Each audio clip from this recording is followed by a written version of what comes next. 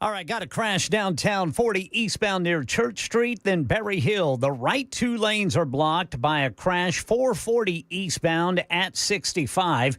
And in Franklin, we still have the right lane blocked by a crash 840 westbound right before I-65. Traffic every 10 minutes every morning on Super Talk 99.7 WTN.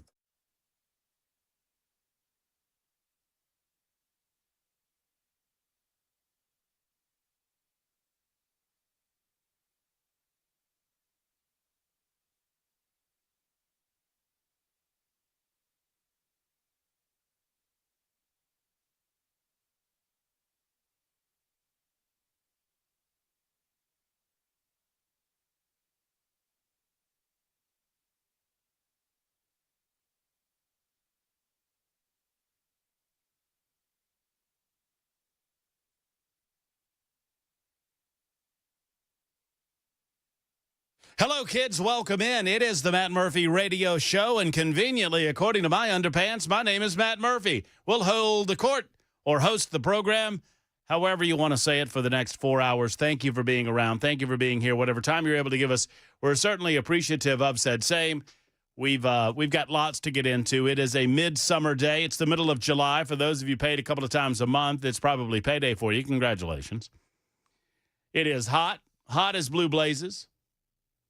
Hot as, my grandpa used to say it's hotter than Cooter Brown, and I never knew what that meant. He also said it was drunker than Cooter Brown. So whatever Cooter Brown was or whoever Cooter Brown was, he was very, very warm and very, very inebriated. But it's hot outside today, and I will not tell you what the heat indices is because I don't do that sort of thing. Ken Weaver might over in the newsroom, and I don't control Mr. Weaver. He does control the newscast. He delivers them twice an hour and when it breaks. I'm going to get to him in just a second. Jackson Williams is behind the glass, making sure that everything that comes out of our speakers sounds as good as possible. Say hello, Jackson. Hello. Now, to Ken Weaver, because I lean on Ken, I'm just getting in. I'm just getting settled in, and as we come on air to this afternoon, there is a breaking, unfolding news story going on in Smyrna, Tennessee. What I have in front of me, and obviously Smyrna is a part of the metropolitan community, obviously. What I have in front of me, Ken, and Ken might have updated information, there's an active shooter situation unfolding near Lee Victory Parkway at Legacy Wine and Spirits. Yes. Officers on the scene. Lee Victory Parkway closed at Bulldog Drive from Almaville Road to Lee Victory Parkway. Legacy Drive at Almaville Road is also closed, as well as Old Almaville Road. Don't go there if you don't have to be there, in other words. Right. Stay away from it. And do we have any information outside of, obviously, it's an unfolding story, we understand that, outside of the fact that it's apparently a shooting situation? All I've got from Channel 4 is that a suspect has barricaded themselves inside a business there on Lee Victory Parkway. But we've been hearing from the Smyrna Police Department that it was unfolding near Lee Victory Parkway at Legacy Wine and Spirits. So one would think that maybe this person is barricaded inside Legacy Wine and Spirits. Mm-hmm. Apparently this is a shooting suspect, but we don't know when the shooting took place. So, yeah, well, when we break in here, Ken, if there's any updates on any of this story, we'll continue to kind of regurgitate what we know because we have comers and goers all the time on the radio station, whether you're listening on air, whether you're listening on your app, whether you're, watching on Talk TV. Obviously, you come and you go. And for those newbies, we want to make sure that they're aware of the situation, especially those of you that might live in and around the Smyrna area. You get off work in Nashville, you get off work in some other area, you're going back home. You probably want to avoid these areas that we're talking about. And for those of you over there, you kind of know what we're talking about. So is Smyrna, what county Smyrna? Is it Davidson? That's Rutherford. Rutherford County, okay. Yeah, that makes sense. So, if you absolutely do not have to be in that neck of the woods, know that you probably shouldn't go. And if you absolutely have to be in those neck of the woods, understand that there are going to be certain zones where you're not allowed to enter as this situation unfolds. 615-8167, that's not right. I'm not going to say what you said, but that's not right. 615-737-9986. It was about the Cooter Brown comment. They thought they knew what Cooter Brown. I think Cooter Brown is just this mythical figure, like Dan Brasky on Saturday Night Live. Dan Brasky. Anyway, 615-737-9986. If you have any eyewitness information, if you're in and around the area, locked it down, and you want to tell us about the Smyrna situation or whatnot, you may do so. We obviously open up the phone lines every day on the Matt Murphy Show. And look, some days are hotter in terms of news than others. And the Smyrna situation notwithstanding, I fully expected to come in and tell you that today was one of those days where there's not a lot popping, but things have started popping lately in the news cycle, and I mean lately over the last hour or so.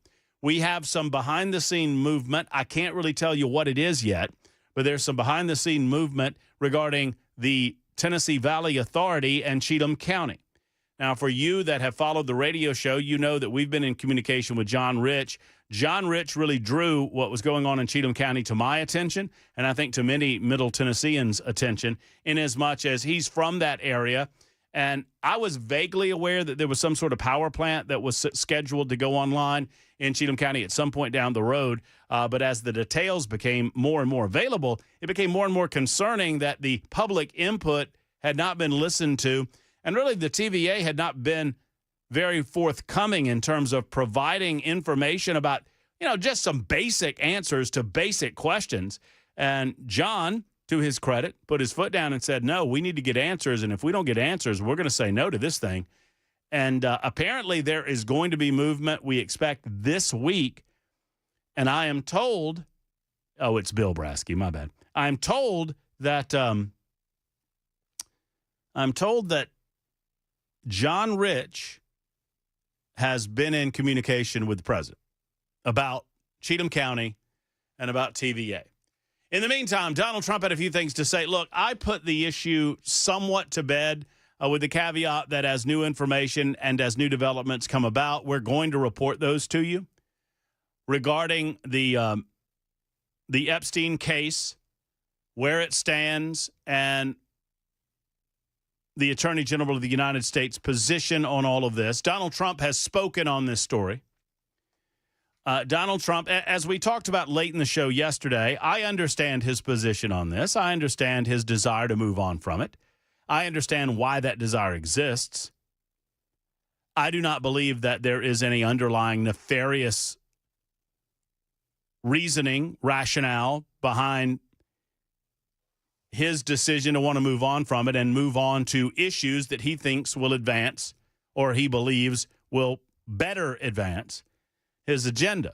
But I also understand that transparency matters, and obviously campaign promises matter, and regaining the trust of the American people matter as well. So we will lightly speak to that issue in as much as he has spoken to this issue. But I noticed something, and it is somewhat of an ancillary observation. But I came to this observation last night as I was reading up on some of the latest developments, and now obviously today Donald Trump has spoken on the matter. I'll play you the audio from Donald Trump earlier today as he was standing in front of the helicopter getting ready to go to Pennsylvania. He had a few things to say based on some questions that were asked of him. I just want to throw out this observation for those of you that perhaps have not been paying as much attention. And you know what? Shout out the answers when you know them. You shout them out on the super text line. You shout them out to your radio. Shout them out to your smartphone where you're listening on Spotify or iHeart or TuneIn or our app. And if you're on the old YouTube chat, just shout them out on the old YouTube chat if you know them. How did Pam Bondi become Attorney General of the United States?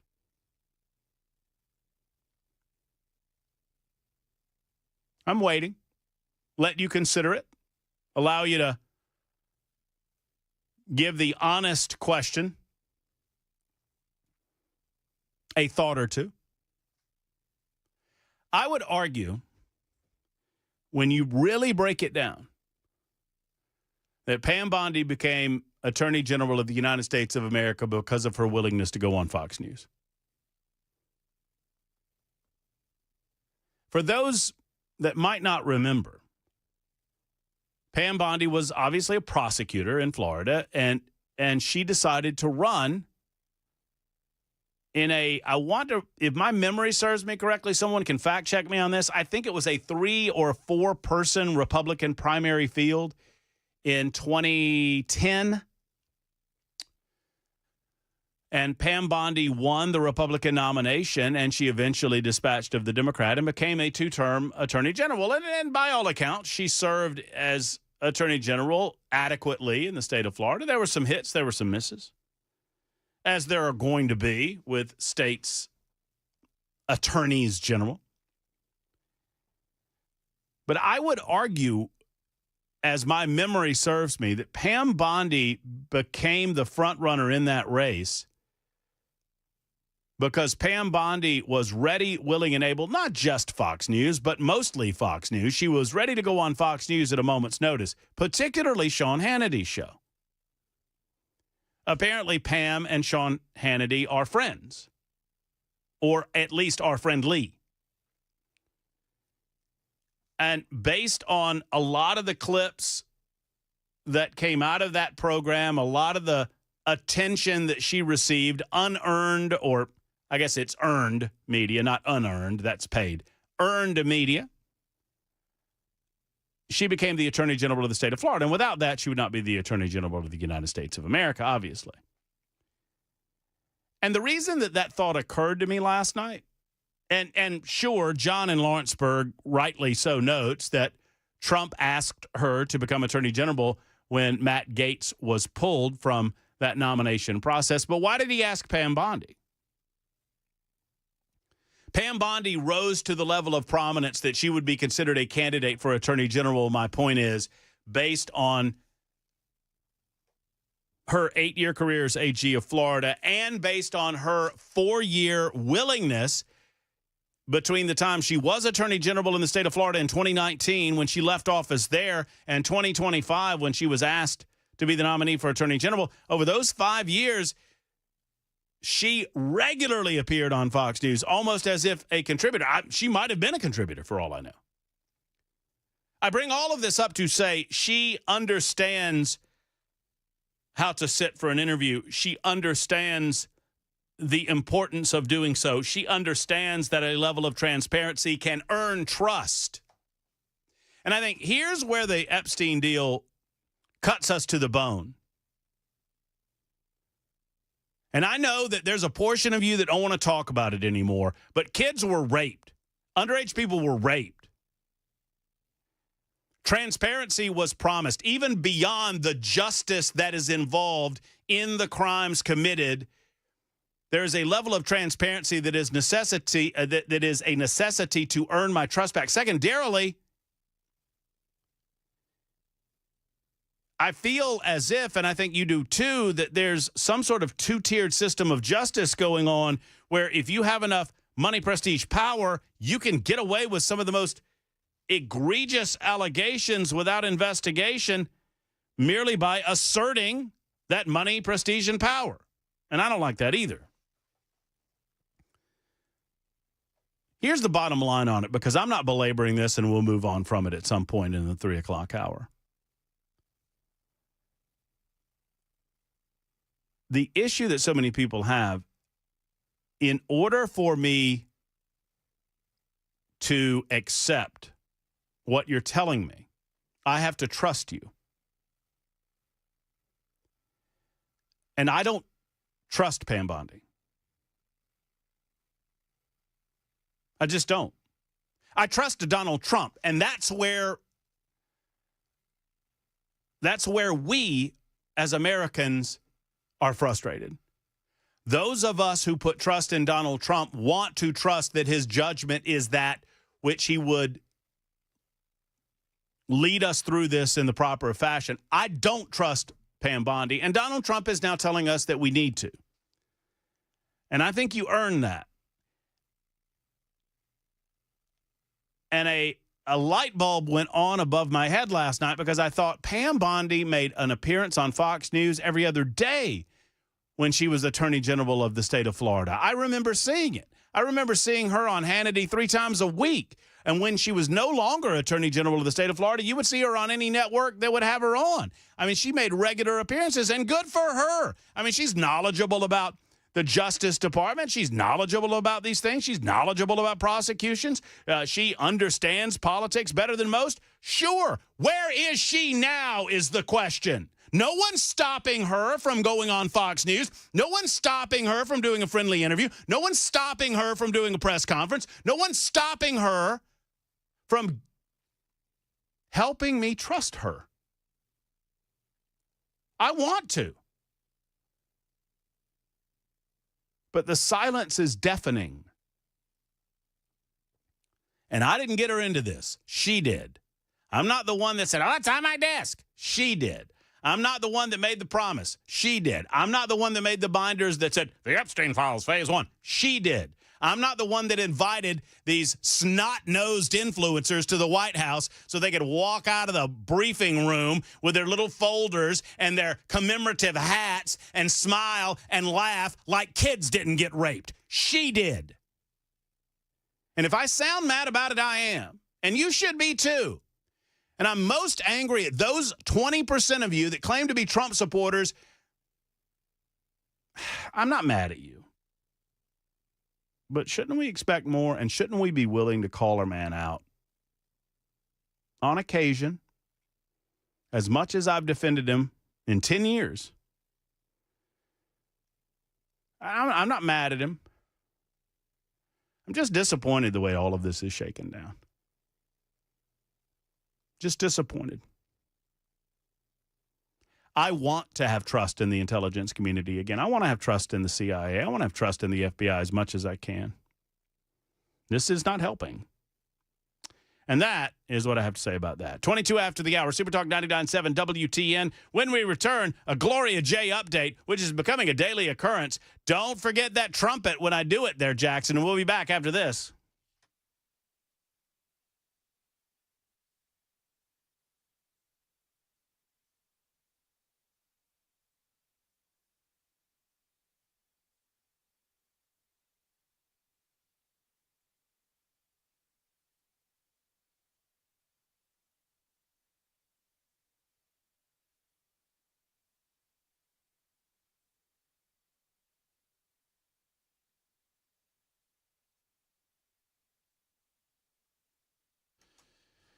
Hello, friends. Matt Murphy. Hey, by the way, if I try to communicate with you on the super text line at any point in the proceedings, I do that because I love you guys on the super text line. So don't judge me on my spelling because I'm typing with one hand and I'm busy here. You know, I'm doing things. Anyway, let's talk for a moment about the Wellness Institute of Nashville. No typing involved when I tell you about these guys. I made the switch to Dr. Mitch. Dr. Mitchell and Dr. Ashley are a part of the Wellness Institute of Nashville, and Dr. Kevin Mitchell has been helping people for a long time now.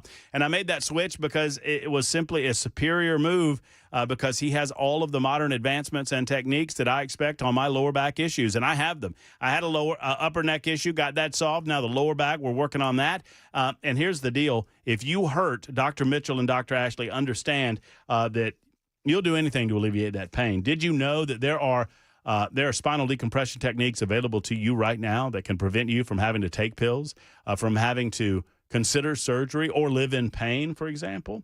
If you have back pain, neck pain, knee pain, hip pain, elbow pain, sciatica, anything and anywhere it hurts, call the Wellness Institute of Nashville. They have my seal of approval. Don't forget to ask them about the Big Daddy Special if you're a new customer. $12 for a comprehensive exam, x-rays if needed, diagnosis, and treatment. First treatment. Go to painisbad.com, painisbad.com, or call 615-246-5009. 246-5009.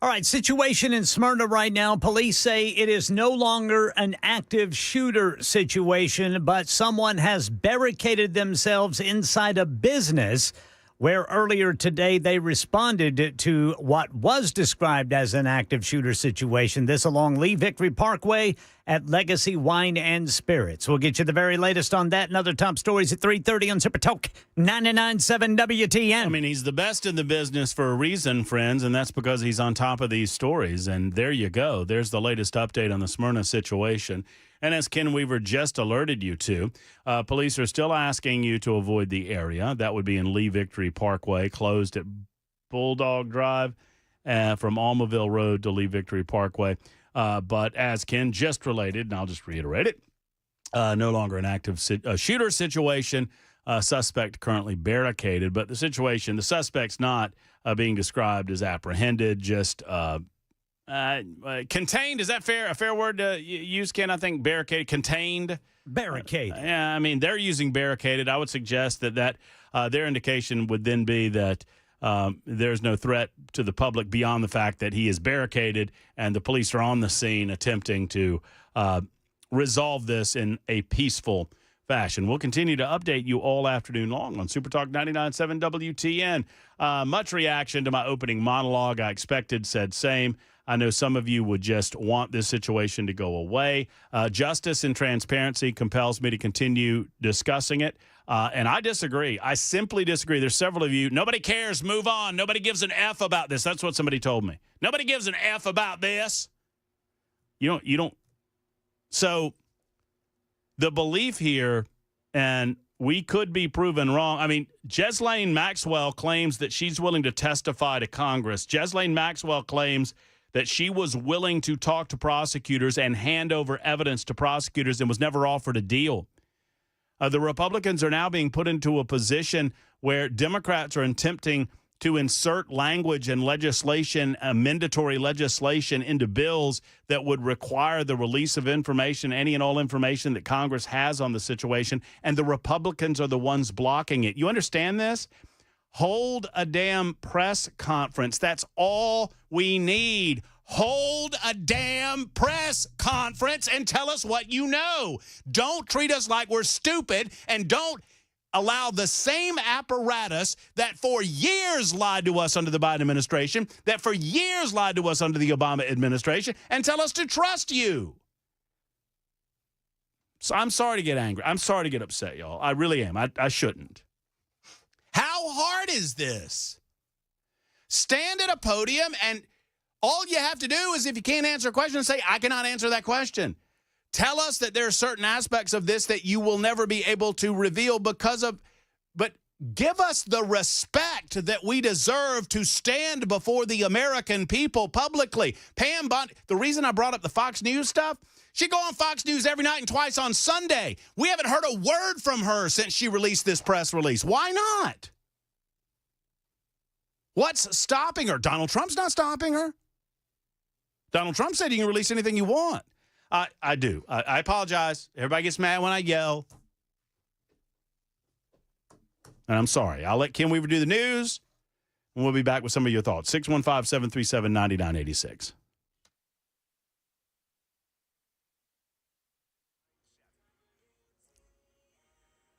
I'm Ken Weaver with your top stories. We've got the full forecast and traffic in 5 minutes. And right now in Middle Tennessee, Smyrna police say a suspect is currently barricaded in a business where earlier today they responded to what was described as an active shooter situation along Lee Victory Parkway at Legacy Wine and Spirits. Some roads are closed as a result. Lee Victory Parkway closed at Bulldog Drive from Almaville Road to Lee Victory Parkway. Legacy Drive at Almaville Road closed, as well as Old Almaville Road from Life Point Church. Police ask that you avoid that area and use alternate routes, but it is no longer an active shooter situation. However, a suspect is barricaded in a business there. In our nation's capital, Republican U.S. Senator Josh Hawley is calling for Jeffrey Epstein's convicted associate Ghislaine Maxwell to testify before Congress, saying she should be called before the Senate Judiciary Committee. I think we ought to put it all out there, 100%. Yeah, if she's willing to testify, I mean, we ought to call her in the Judiciary Committee, put her under oath. Some lawmakers, including some prominent Republicans, are demanding transparency over the so-called Epstein files. The Department of Justice has said it will not release the details publicly, which has angered many Trump supporters who say President Trump is breaking a campaign promise. Well, the latest inflation report shows President Trump's tariff policies may be affecting prices. President Trump, though, before leaving for Pennsylvania, downplayed those numbers to reporters, said the report is within the margins. Very slight. Essentially, they were exactly as anticipated. Very low inflation. So what you should do is lower the rate. The Fed should lower the rate. So the Consumer Price Index showed an uptick from last month's report, a 2.7 price increase year over year. Bright spots in those numbers, new vehicle prices dropping 0.3% last month. Used car prices tumbled 0.7. That's the latest news. Traffic and weather next. I'm Ken Weaver, WTN News.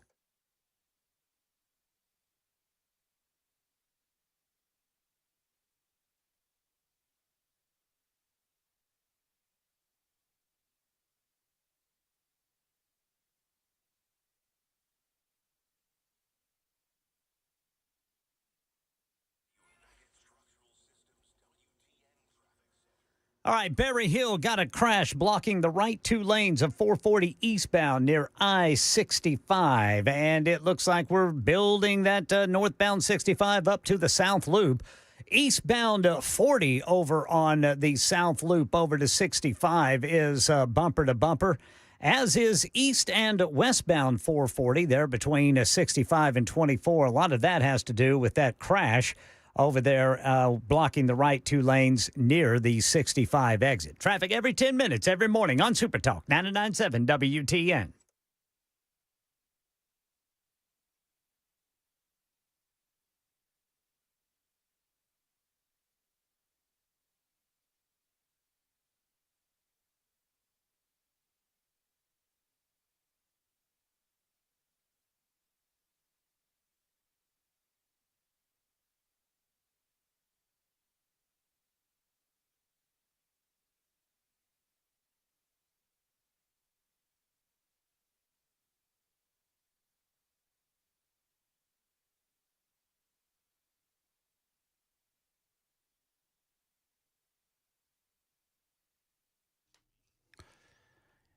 Y'all ever notice how calming of a presence Dan Thomas is? He really is. I don't give him enough credit. And the next time I talk to Dan, I need to tell him that. Hey, I mean, he is. Isn't he? It's just very calm. He's like, hey, it's okay. It's just hot as fire outside. And if you step outside and you're redheaded, you're going to burn to a crisp. And, otherwise you might be okay. And, he's a very calming presence. Yeah, it's hot outside. And boy, oh boy, those real feels. Anyway, so Tennessee Men's Clinic, let's talk about these guys for a moment. They're actually a calming voice, too. Let me parlay this into a conversation with you men. I mean, this can calm down a volatile situation that you might be freaked out about, frankly. Because if men realize that there has been, let's call it a diminishment in ability, especially when it comes to intimacy with your significant other, your spouse, that's a problem, man. And there was a time in the history of mankind where it was just one that you would have to deal with. Well, now you have an ability to deal with it in a slightly different way because the Tennessee Men's Clinic, they're qualified urologists. They have multiple programs available for you that can get you back into the game. And I don't want you to rely with online, sites and pills that you don't know if they're going to work or not. Most times they don't. Rely with the experts. Go to the experts at Tennessee Men's Clinic. Talk to them about your unique situation. They are discreet, they are professional, and they will solve your issue. Tennessee Men's Clinic can be found online at TennesseeMen'sClinic.com. On the road, 2 locations, Cool Springs and the original in Midtown. Give them a call, 615-208-9090.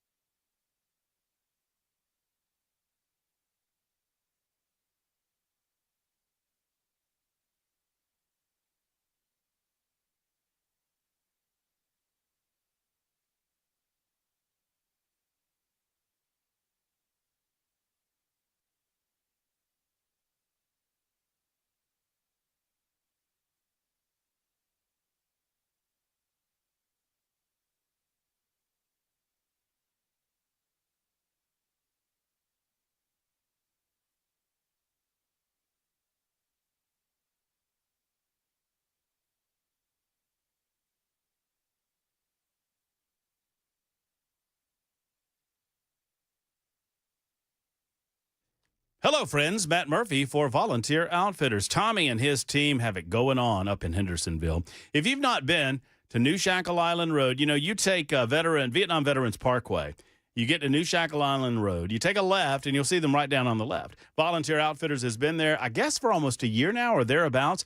They are already gearing up for hunting season. Believe it or not, hunting season is around the corner for you bird hunters out there. And then, of course, there comes the deer hunting season and all of the rest. Well, they're already gearing up with that. They haven't forgotten about you fishermen. They haven't forgotten about you lake lovers. And they've got all the gear that you need for the rest of the summer. But don't forget about them when it comes to hunting time, because they can outfit you if you love the outdoors. Volunteer Outfitters. It's what it is all about. They got all the name brands. They have them for less than these big city prices right up there in Hendersonville. It is worth the drive. And if you already live up there in Gallatin or Hendersonville, Sumner County, or whatnot, Goodlettsville, you don't need to come down to Nashville to find the brands that you love, and they've got team gear for the fall. It's all at Volunteer Outfitters. Go see Tommy and his team. Stop in New Shackle Island Road. Tell them Matt Murphy sent you to Volunteer Outfitters.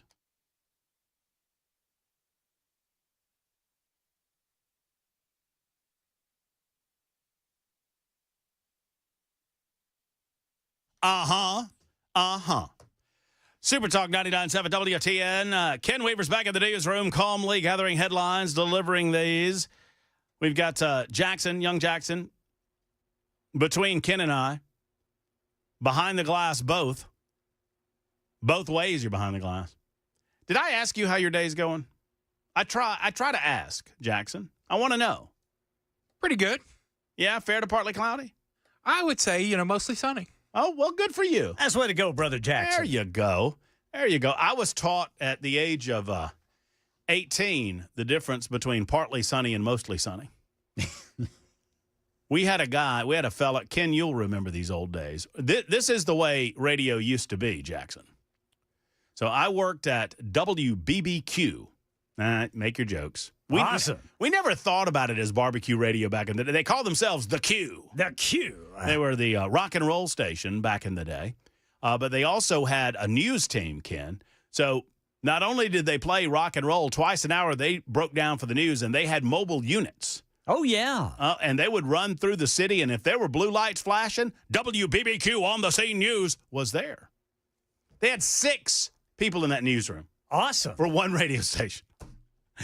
And Mr. George Weiss, the owner of the radio station, was Mobile One. Mobile One. We used Motorola radios, and he would call in. So I'm a young buck. I was working there, going back and forth from college, and George Weiss would call in to the Mobile One to Q control. When you're playing a record. Yeah. And Q control here, but you see, I was a snot. Q control here. Q control here. What can I do for you? Yes, sir, Mr. Weiss. And he would say, PWC, partly sunny. Jackson, you want to take a stab at what PWC stood for? It's okay if you don't know. Partial weather coverage. Present. That's a pretty good guess, Jackson. Present weather conditions. That's what to go, Brother Jackson. There you go. Present weather conditions. And so I'm just, I'm working on the weekends. I'm just excited to be playing rock and roll music, man. I'm just excited I'm slinging some Bruce Springsteen, right? And so, and get on the radio and, it's, and there's the buzz, Bruce Springsteen. Coming up, we got a little jug. Cougar Melletab is partly cloudy at 86 on the Q. I'm feeling good, right? And then I get off the thing and I hear, Mobile One to Q control. And I can't say what he said. This happened to me. What the bleep, bleep, bleep, bleep, bleep, bleep, bleep, bleep, bleep. Don't you understand about partly sunny? Dude drives to the radio station to come into the control room. He's an 85-year-old man at this point. Mm-hmm. Oh. To show me the chart on the wall. Yes, sir. What it is to be sunny, mostly sunny, partly sunny, Yeah. cloudy. They're all different, Jackson. They're all different. So, And you got to get it correct. and you got to get it right on George Weiss's WBBQ, buddy. How long Did you ever mess it up again? I did not. I learned that lesson. I avoided a pitfall one time. This guy was recruiting me for a news director job in Las Vegas. And he told me the story about how the general manager there one time called the anchor and, yelled at them left and right because they said the anchor reported the temperature as 112 in Las Vegas that day. Uh-huh. But the general manager said, well, in my car, it's 113. And that was one of the reasons whenever they called me back, I said, no thanks. No, I had a lady that used to call us this is before I worked for WBBQ in the big city of Augusta. I was in the small town of Thompson, no P in Thompson, THOMSON, at WTWA. Your favorite easy listening hits from the 40s to the 80s. Yes, sir. 1070 on your AM dial, Jackson. The heart of Thompson. So we were just an all service. We did the news and we did, easy listening music. And this lady would call and want to know what time it was going to rain at her house. What time? You would say, there's rain showers coming in later on, about a 30% chance that you'll see some raindrops at your place, highs of about 78 degrees today. Here's Simon and Garfunkel or whatever. And she'd ring the phone and hello, this is Ms. Myrtle. Who is speaking, please? This is Matt Murphy. What time is it going to rain at my house? And so, you're like, well, you try to explain it. And she did it several times. And so I finally just started telling her, Just gave her a time. just about 3:45, Miss Myrtle. Okay. Thank you so much. She was very excited. Oh, I love those old days, school. I man. love those old missed school it. days. We used to read obituaries on the radio. Oh, Jackson. yeah. Oh, we should do that. We got paid to do it. No, the funeral homes would pay you to do it. Yes, sir. And if a funeral home had missed their check on a Saturday morning, there'd be a note in the file. Do not read Crawford Funeral Home funeral announcements. And let me tell you something. When you missed a couple of them, Mr. Crawford would be up there with his check, Yes. paying off his bill so you'd read them. I remember one time we had a particularly bad week there in Pauls Valley, Oklahoma, because the obituaries took up about 10 minutes of my cast. Oh, man. And I let me tell you, we would do the newscast again at the bottom. We had mutual news at the top, and we do like a little 2-minute state block and local block after. Right. But at the bottom, it was like a 5-minute cast. And then you take a little commercial break, and you come back with the weather. You take another little commercial break. You play them on carts, and then here comes the obits. Yes, sir. And sometimes the obits would be twice as long as the newscast. Oh, yes. And take you to 45. Yes. We did the hospital report. We reported when people were admitted and discharged. Oh, I loved local small Where town were radio. y'all doing radio? We were in Podunk nowhere. Podunk nowhere. Yes, sir. Oh, but here's the thing, Jackson. You got to understand something, man. There was nothing. These folks didn't have phones. No. They had a weekly newspaper, a weekly local newspaper. They didn't have a daily local newspaper. Yeah. Do you know where Meemaw found out if one of the people at church passed away? In the obits when you were reading them. On the radio. Yes, in the sir. obits when you were reading them. That's how they found out the news. That's how they found out that's how they found out everything. Yeah. Such a different perspective. Because, I'm 25, and this has been my first only radio job to this You point. don't remember a life without a cell phone. Right. I've also only done city radio. Right. Right. That's the perspective. And Ken and I are just old fogies that I can remember when, if you wanted to use the phone, you went into the kitchen or the living room. Yeah. It had a big cord on it. I one time got thrust into doing play-by-play at the Garvin County Junior Livestock Show. How'd that go? They Did you have a good call, They Ken? wanted me to describe every pig that those students dragged. And I don't know what a pig is. I know what a pig is, but I didn't know what kind of pig it was. And literally, I literally said one time before I finally saw the county extension agent and had him help me, I'm sitting there describing a black and white pig.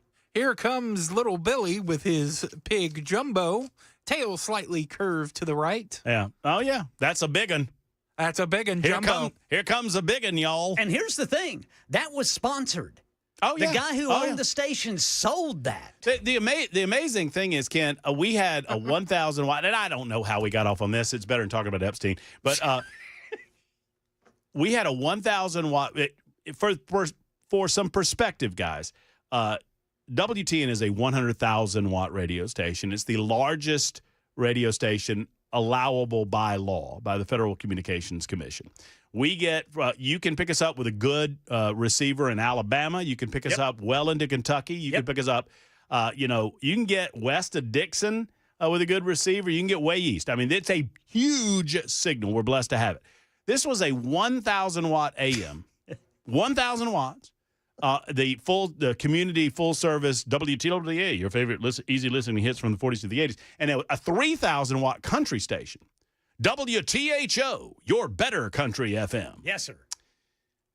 And those radio stations made money, man. Hand over fist made money.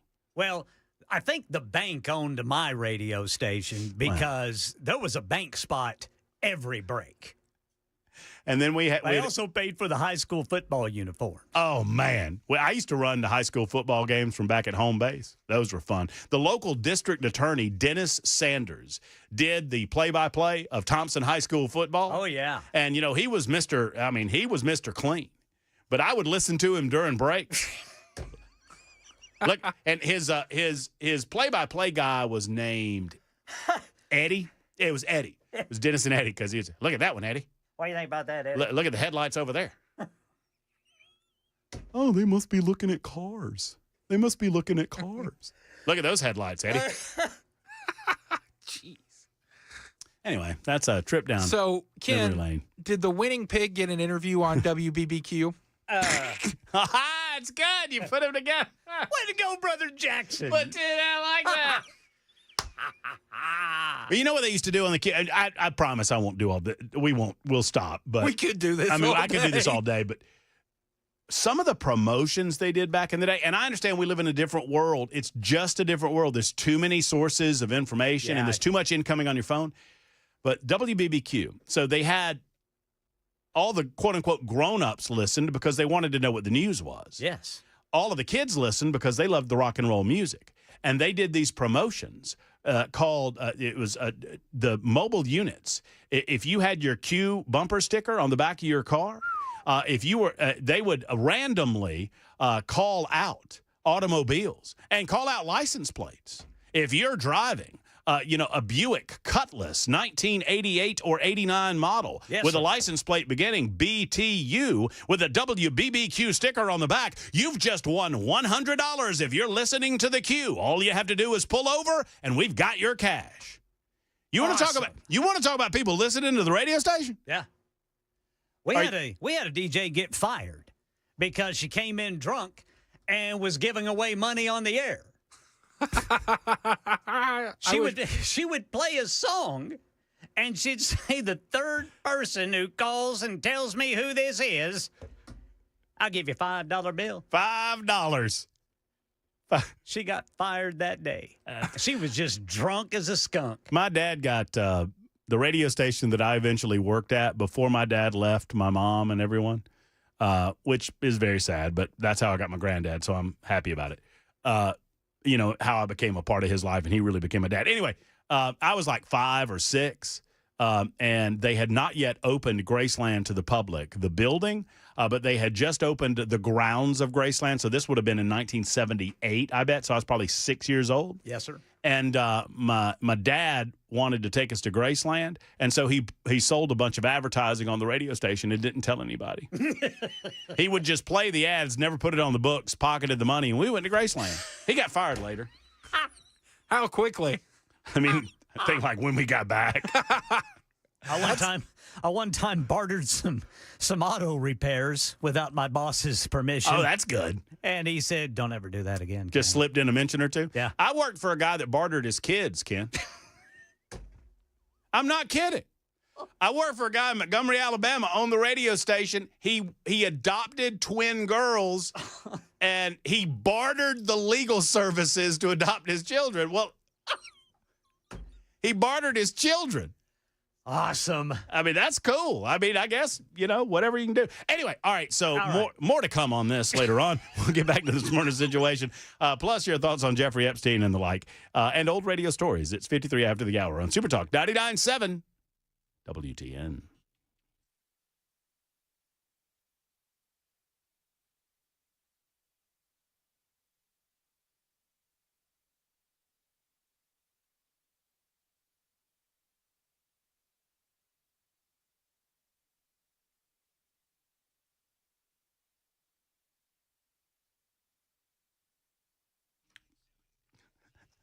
Hey, I've been here long enough when people are telling me to tell other old radio stories that I have previously told on the radio to Jackson. Like the old lady that called on the weekends, tried to sell her crap.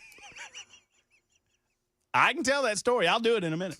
Right now, I want to tell you how you can get better sleep at night, right? Look, the Tennessee Sleep Apnea and TMJ Solution Center is now managed by Dr. Brian McLaughlin. He has learned a lot of tricks of the trade over the years, and he's learned a thing or two from our man, Dr. Stephen Poss. Well, Dr. Poss has I need to find out if he's retired yet. I need to get Stephen Poss on the radio to tell him thank you for the years of service, and thank you for leaving us in the capable hands of Dr. Brian McLaughlin, who takes over for Dr. Poss, and he's just going like gangbusters, helping people sleep better, helping people with their health. Because if you've got sleep apnea and you don't have an FDA-approved oral device like they serve you at the Tennessee Sleep Apnea and TMJ Solution Center, I don't think you're doing it right. I use one on a daily basis. Absolutely love this thing. You sleep better, you snore less, the airway stays open, and you are healthier and more rested as a result. Find out more by going to TennesseeSleep.com. Talk to them about your insurance. They're in insurance. They've got 2 locations, Murfreesboro and Brentwood.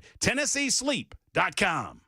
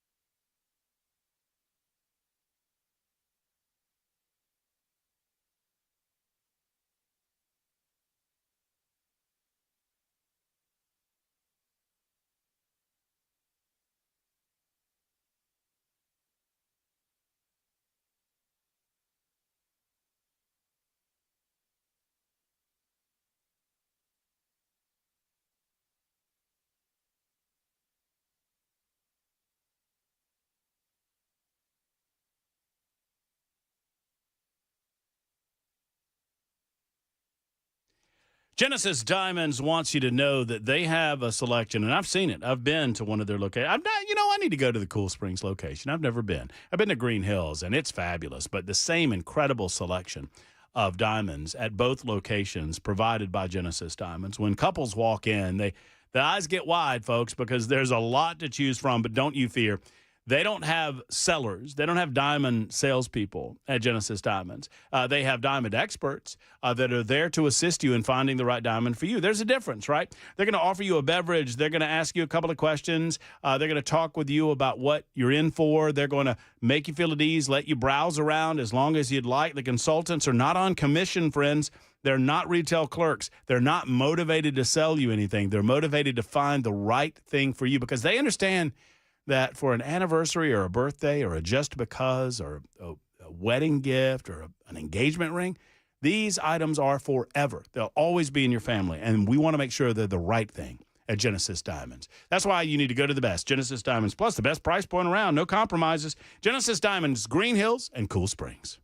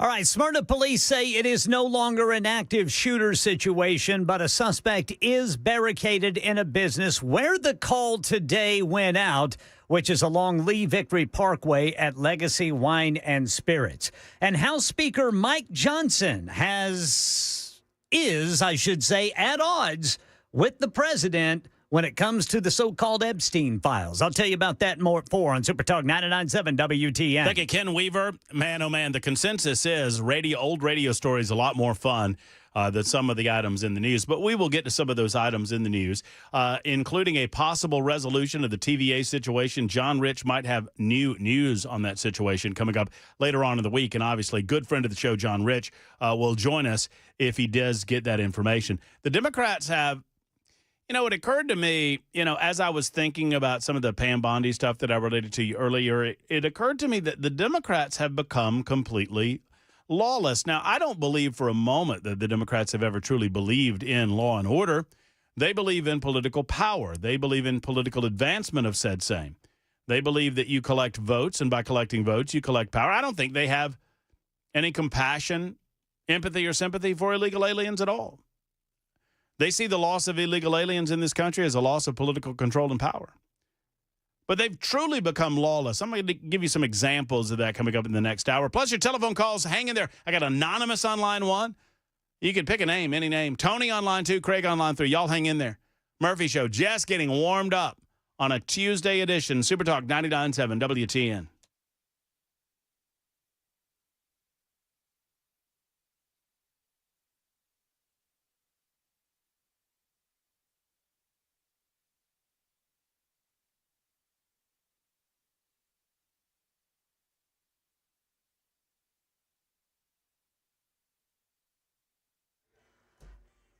4 o'clock on the dot. I'm Ken Weaver with your top stories. Got the full forecast and traffic in 5 minutes. And right now in Middle Tennessee, Smyrna police say a suspect is currently barricaded inside Legacy Wine and Spirits along Lee Victory Parkway.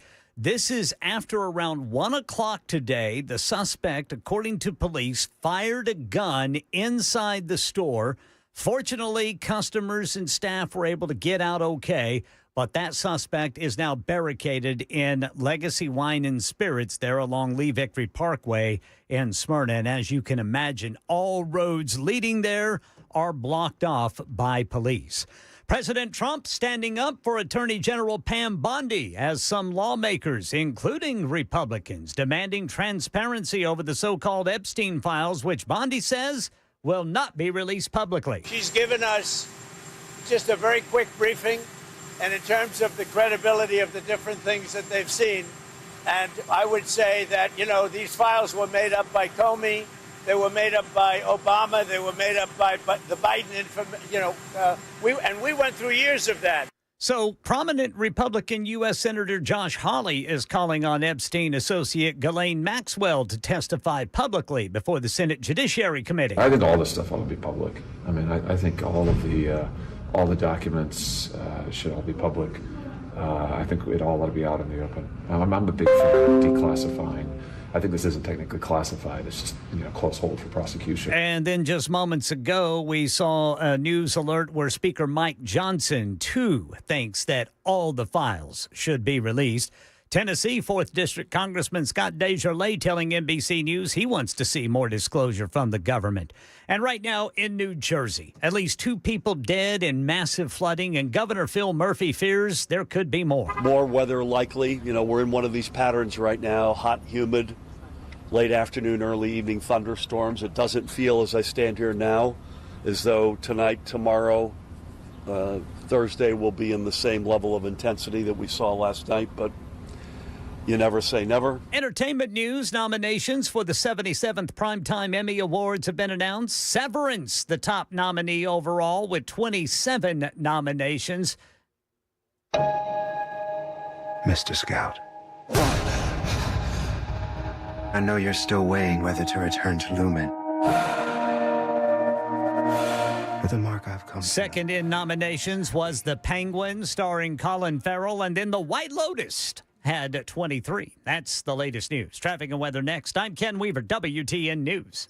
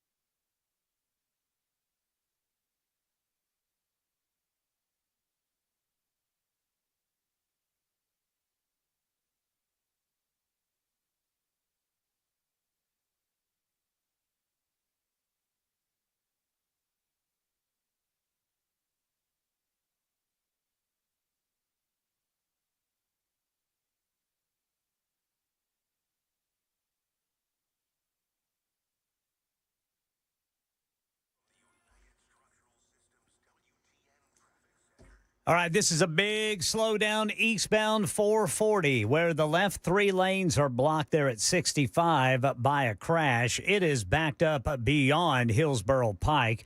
Got a crash on 65 northbound right before Rosa Parks Boulevard, and then 40 eastbound at 4th Avenue over there on the South Loop. Traffic every 10 minutes every morning on Super Talk 99.7 WTN.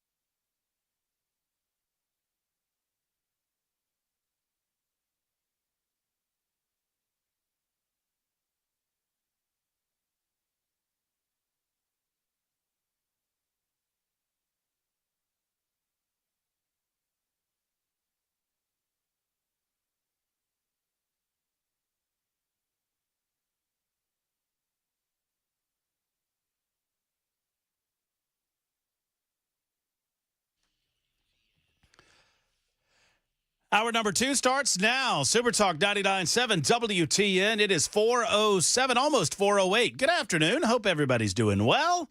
What's going on? You and all of you, give your horn a little honk. Let us know you're listening to WTN. We'd love to hear from you at 615-737-9986 if you so desire. You can also hit us up on the Super Text line. There are other ways to communicate with the broadcast, such as I'm always over on the X machine. Absolutely love that cesspool of social media nonsense. You can find me over there at Matt Murphy Show.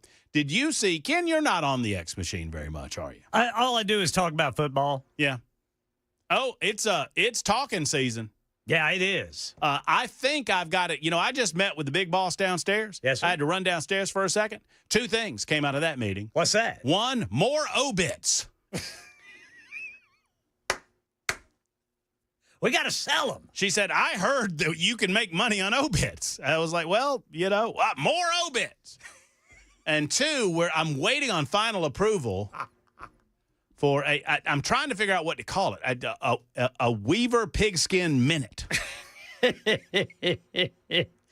Where it's me lamenting. No, man. I saw a guy today because SEC Media Day is going on in Atlanta. I don't want to hear it. No.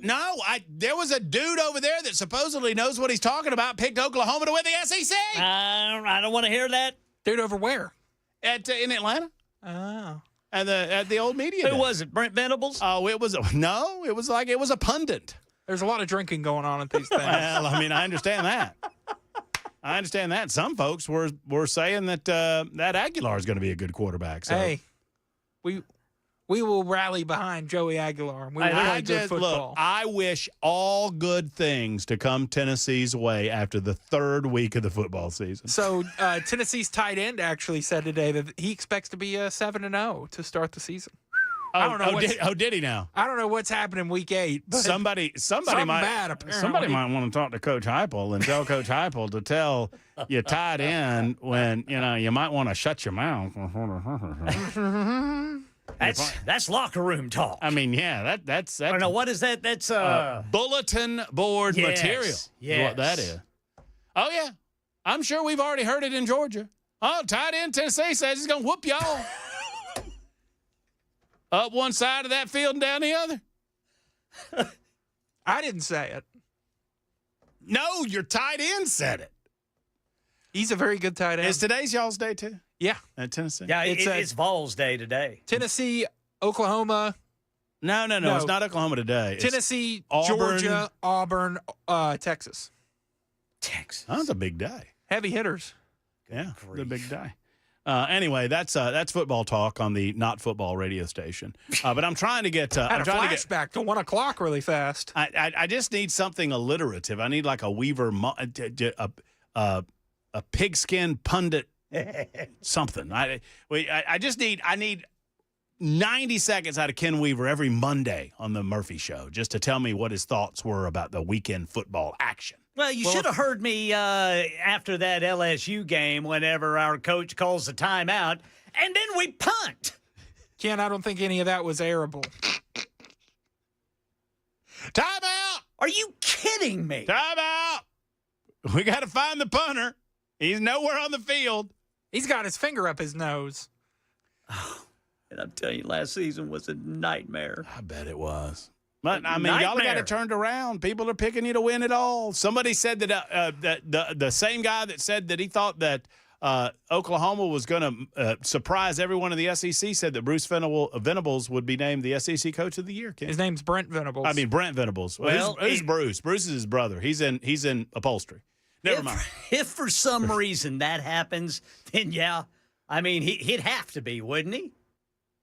After last season? No, I think if is it Brent Jackson? Brent? Yes. Okay, Brent. I think if Brent, not to be confused with Bruce, if Brent goes 9-3, he's Coach of the Year. Well, he may keep his job. I mean, here's the deal. He's going to have to beat Texas. Well, okay. You don't beat Texas? Okay.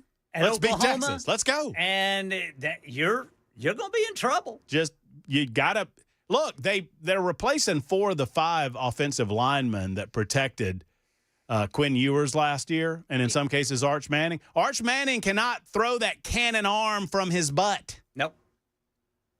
Got to get in there and hit him. Don't yawn at me. No, Jackson's getting bored because we're talking about sports. Let's talk about something else. You got to hit him right in the mouth. Right off the bat. Who, Jackson? No. Oh, Arch Manning. We can do that, Murphy. Okay. I'll fight. I'll make it fair. I'll do it with one arm tied behind my back. Weaver's pigskin punditry. I can't say pundit. I can't say that word. Punditry. That word. I can't say it, so we're not doing that. You remember, speaking about old school radio on Saturday mornings, Ken? I would do a lot of Saturday mornings at WTWA. Yeah. We played Leonard's Losers. Did y'all ever play Leonard's Losers? No. Leonard's what's that? Losers was bad. You know what? It was it was bad. I mean, it was cool. Oh, it was bad. No, his name was Leonard Post Toasty. I always said he was saying Leonard. I thought he was saying Leonard Post Toasties, but I think that was right. It's like Leonard's Post Toast, but his hook was he had this real Southern drawl. Leonard's Losers. And he wouldn't tell you who the winner was. He would tell you who the loser was going to be. Oh. Okay. And he had this way of doing it. The pachyderms from Tuscaloosa prance into Death Valley to take on those stripy tigers of LSU. And he'd go on and on and on and on. He'd say, Leonard's Loser, Bama. He'd just keep going. Sure, he uttered the Georgia Bulldogs name a lot during those segments. Oh, he most certainly did. Did a lot of Southeast of football there, Jackson. What's that little bulldog's name again? Ugga. I love that dog. Short for ugly. What? Actually, no, the A's, it's ugly as hell. Wait, hold on. Huh? What? Y'all just decided to have a dog, too, because you couldn't come up with your own idea. Hey, I'm pretty sure that our dog came first. I mean, what's your team name? The Volunteer. Right, we're the Bulldogs. And so our mascot is? An ugly dog. You're the Volunteers, so I'm sure it's a sweet thing. Well, you couldn't find anybody. You couldn't find anybody to wear a coonskin cap on We the got sideline. Davy Crockett on the sidelines as well. Oh, do you now? Yeah, So Smokey who's your mascot? Smokey. But you're not the damn dog. It's the state dog. Is it? Yes. Oh, okay. Well, You're really making a lot of people angry with this one. Blue tick hound, right? Blue yeah, tick? it's a Blue tick. It's blue tick. Smokey's pretty good.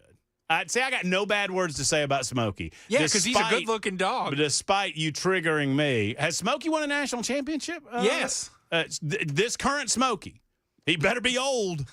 Well, this Smokey's real old. baseball This Smokey's about 30 years He better be. Was he born before Peyton Manning took the field? Was he born in the first Bush administration? Yeah, well, anyway. Look, we've devolved from old school radio, which people love, to football talk, which people don't particularly love. Let's go to the phones. 16 minutes after the hour on Super Talk 99.7 WTN. Gloria Johnson update. I've not forgotten about it, so y'all hang in on that. We will talk to, I'm going to call you John, because I don't like saying the word anonymous. Oh, or Jane. I could do Jane. Is Jane okay? Yes. Okay, Jane. How are you? Good. Okay. You were up. I apologize for making you hold for so long. Oh, okay. Yeah. Well, I heard a video, a little video the other day on the Sean Ryan show, and I had not really thought about this, talking about the Epstein thing. And, of course, all of that infuriates us and everything. But it had a guy on there named Victor Marks, and he had done over 20 years of fighting sex trafficking. And he says, we will never get a list. We will never know the names. And the reason is once you give a name or a two, it's all interconnected. It's this huge web. And you've got to be ready to make arrests, and it just blows the whole operation.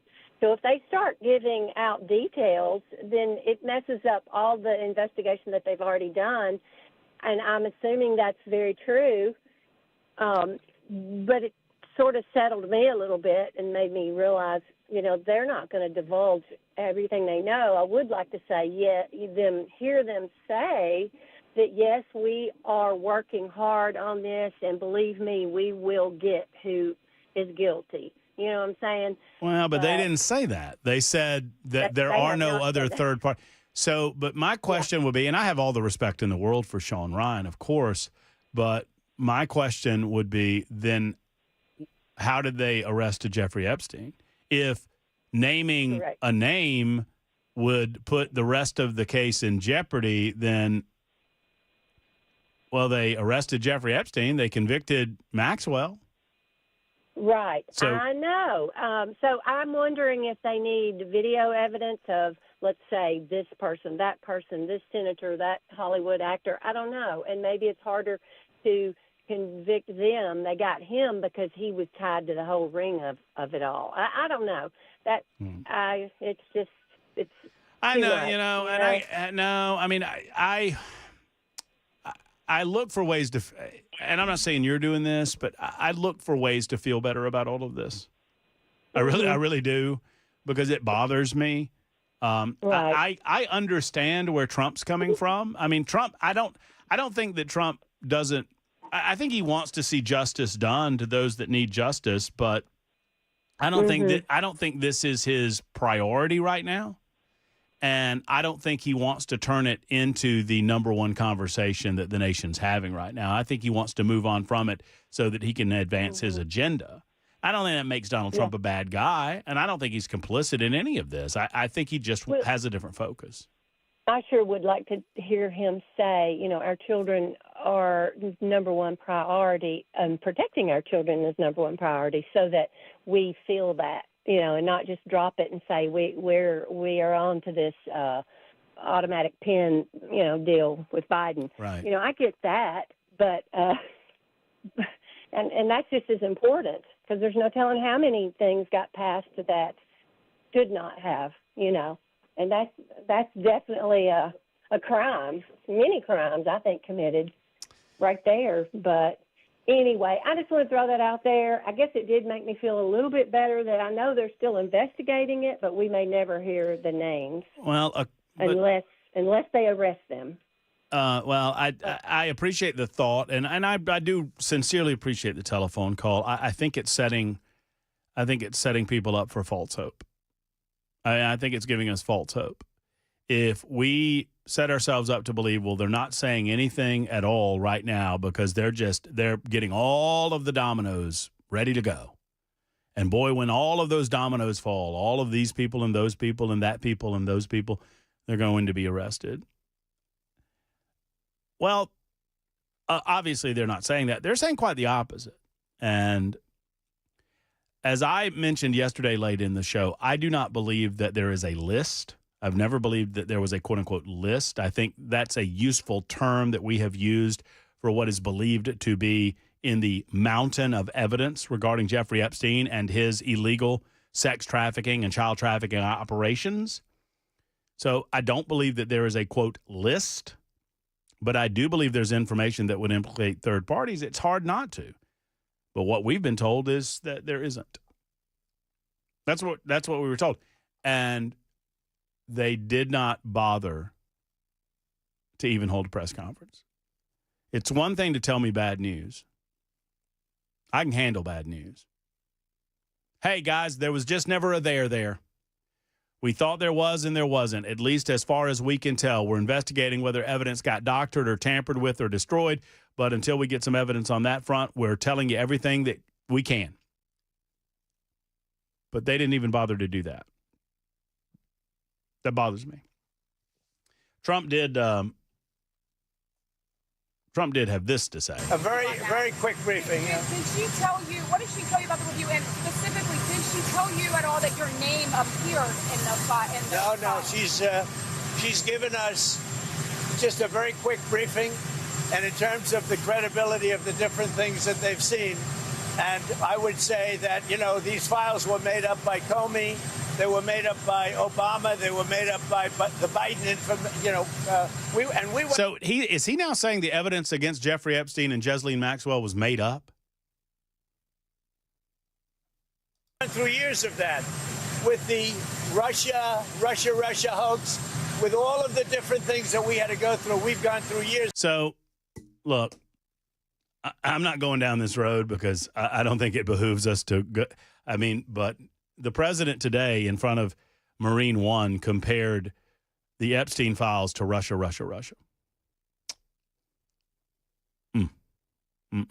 Tony, hang in there. We'll talk radio. Stephen, we'll talk with you as well. Your calls, 615-737-9986, 22 after the hour.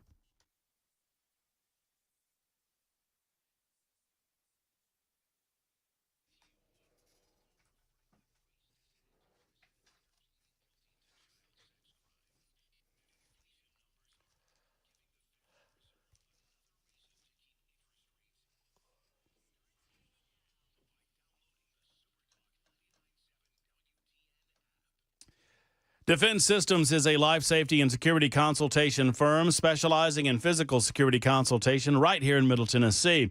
Their clients include schools, corporations, healthcare facilities, law firms, manufacturing facilities, corporate headquarters, even entertainment venues and country music tours. That's right. Brink Fiddler does it all when it comes to your security. Cumulus Nashville, as a matter of fact, utilized this training. It's how I met Brink Fiddler, and I knew I wanted him to be on the show with me on the regular to talk about security when it comes to things like, your business, your school, your church. And now he can help train you and your staff as to best practices for said same. Active violent events are on the rise, sad to say. The likelihood of them happening to you, almost none, almost zero. We're not here to scare you, but they're not zero, which is why it's time to get trained. With Defense Systems, go to defensesystems.com or call 615-236-6484 today. Tell them I sent you to Defense Systems.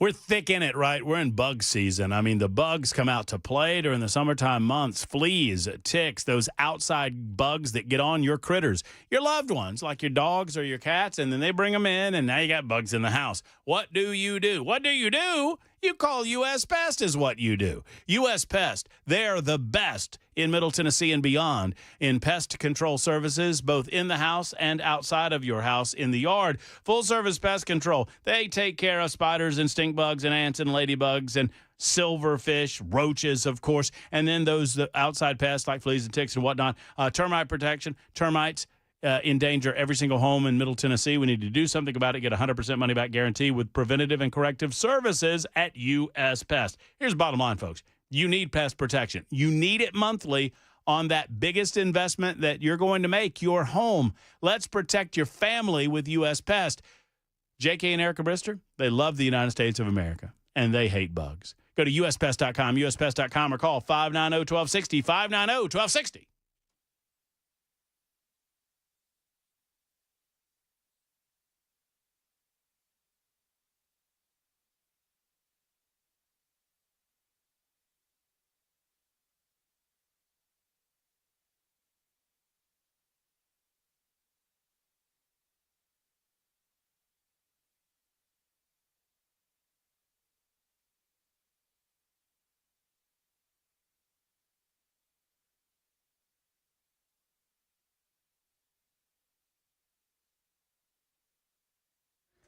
Smyrna police still dealing with a suspect barricaded inside the Legacy Wine and Spirits on Lee Victory Parkway. And Speaker Mike Johnson is breaking with President Trump and calling for the Department of Justice to release all of the Epstein files. This story and more at 4:30 on Super Talk 99.7 WTN. Thank you much, Ken Weaver. No music needed. Don't worry about that, Jackson.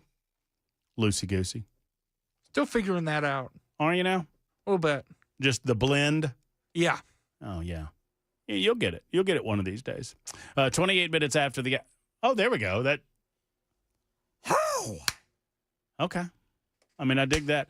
Hey, there's been no report of any death or injuries involving the Smyrna thing, right, Ken? No reports of any injury or death. This person fired off some shots there inside the store. Fortunately, staff and any customers got out okay. Maybe they didn't have the cold beer that they wanted. Could have been. You know?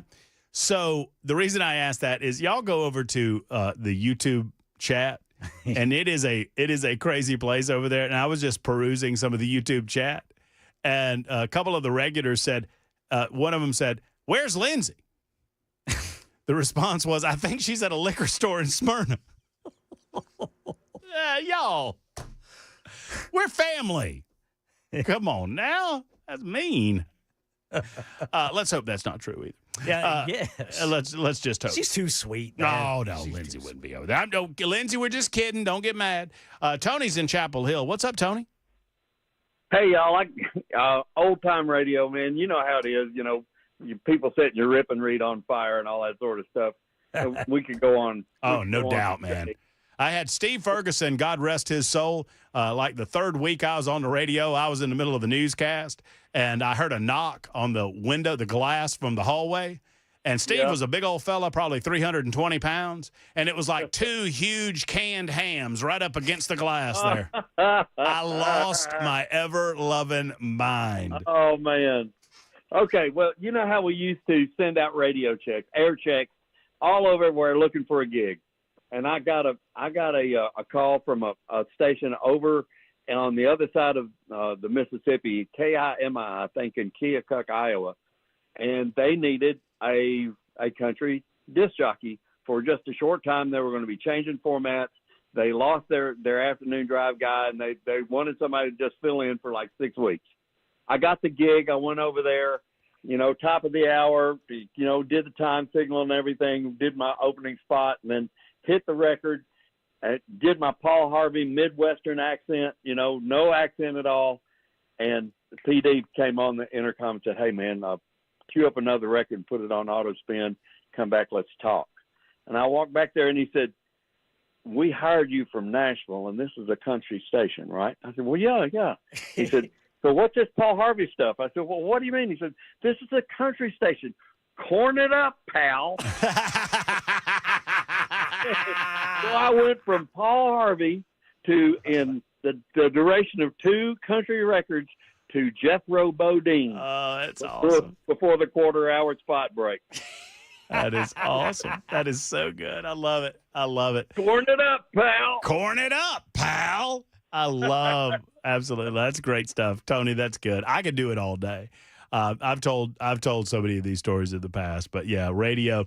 I mean, we try to do our best, and I think what we're doing in News Talk Radio in this format, particularly the local folks, we're 5 a.m. to 7 p.m. local, so we're doing a modern version of what was back then. Yes, Different, but we try to keep it local. We try to keep those relationships going. It's all about relationships with you, the listening audience, your family. So with that in mind, let's get to the local news with Ken Weaver in News Closet B on Super Talk 99.7 WTN.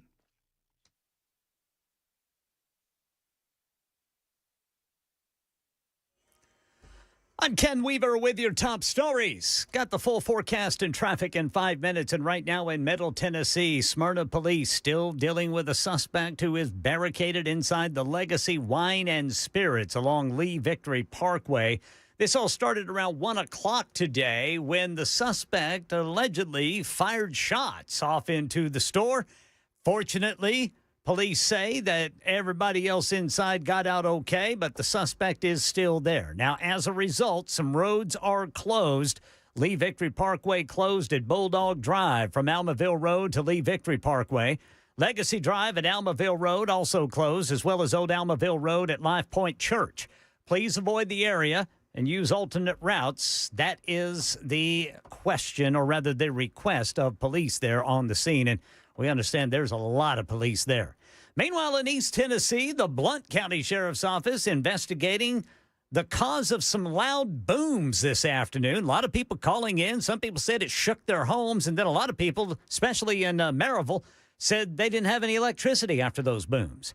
And House Speaker Mike Johnson breaking with President Trump and calling for the Department of Justice to release all of the Epstein files. Speaker Johnson asked on a podcast if he supports calls to subpoena the Department of Justice for said files. Reagan used to tell us we should trust the American people. I believe in that principle. I know President Trump does as well, and I trust him. I mean, he put together a team of his choosing, and they're doing a great job. It's a very delicate subject, but we should put everything out there and let the people decide it. I mean, Republican Senator Josh Hawley calling for Jeffrey Epstein's convicted associate, Ghislaine Maxwell, to testify before Congress, saying she should be called before the Senate Judiciary Committee. That's the latest news. Traffic and weather next. I'm Ken Weaver, WTN News.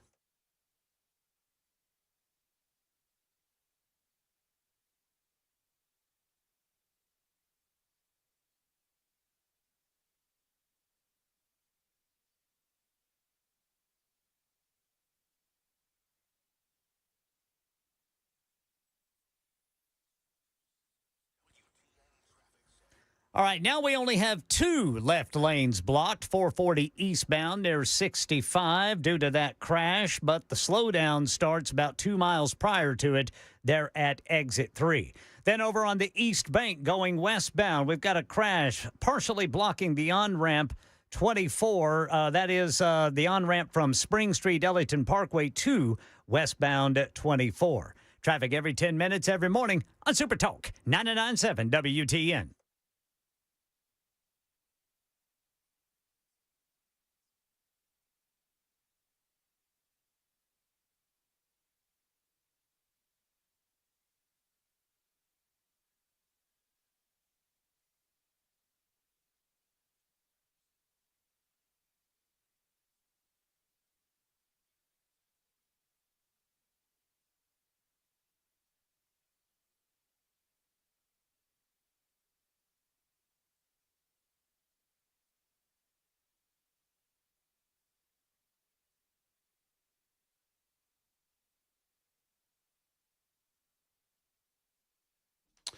You know, we're a 4-season state in as much as that we get it all, right? You get the fall weather. Well, with the fall weather comes, potential for, the aftermath of a hurricane, which could knock the lights out. You get the winter weather. Ice storms come during the winter. That could knock the lights out. You talk about the spring and the summer. Well, the summer heat, if you get one of those thunder boomers, that could, wait for it now, knock the lights out. What do? Well, if you have a home generator from Premier Generators, you don't have to worry about it. Premier Generators is your #1 Generac dealer in the state of Tennessee, in Middle Tennessee. Bottom line is this: you need a Generac generator in your home. It's going to improve the value of your home first and foremost. Secondarily, and I might flip these. Secondarily, it will improve the value of your home. First and foremost, you're going to have power when you need it. You don't have to depend on the power company getting those lines back up, and you don't have to depend on the weather treating you well. You can have a home generation system for less money than you think. Give them a call and let them come out for a free consultation today. What are you waiting on? 855-797-4766. You're waiting on that right phone number. 855-797-4766. Tell them Matt Murphy sent you to PremierGenerators.com. PremierGenerators.com.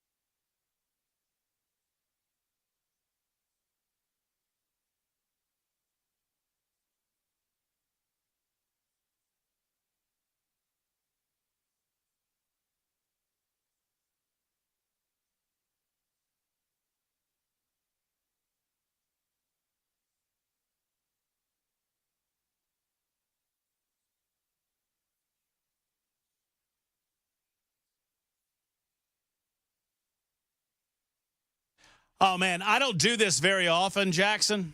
We'll get back to your telephone calls momentarily. I don't do this very often, but I'm going to give you a number of someone, the number for a contact, and I want you to call this person off air, obviously.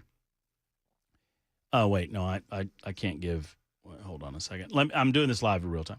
I'm going to give you this person's number and call him. Tell him who you are.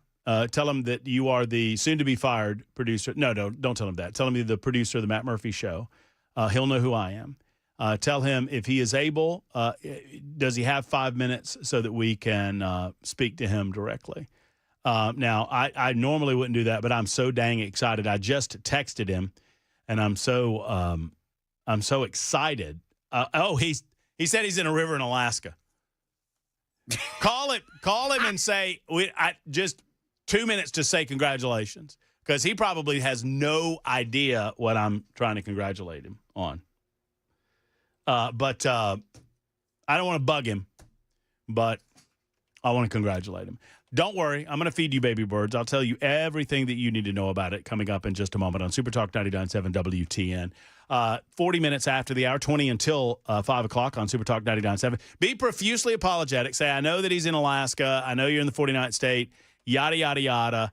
But hit him up and see. You don't even have a 2 on that phone dial, so you've got to do it creatively. But just let me know, because I don't want to break the news. I want him here to break the news, because he was the guy that originally made us aware of what was going on in Cheatham County, and there's some big-time news happening right there that we expected to come down this week. In the meantime, Steven is next. Hey, Steven, glad you called.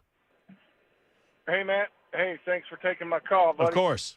Hey, hope your shoulder's getting better. put you some good rub on there, and just keep using the one-arm man clap until you get your motion. Hey, you know what I got? I did PT today, and Abigail the terrorist. I'm calling her Abigail the terrorist because that's what she's doing. Yeah. She is putting me through my paces. We got to 140 degrees today, Stephen. Nice. And I don't know if you've ever had shoulder surgery or if you know what that is. That's a big – and I'm 3 weeks out from total shoulder replacement. Got to 140 degrees today. I'm very excited. It was very, very, very painful. So there you go. No, I need one, but I've seen it. I mean, they use rubber bands and balls, and they have you do these exercises, and it's a process.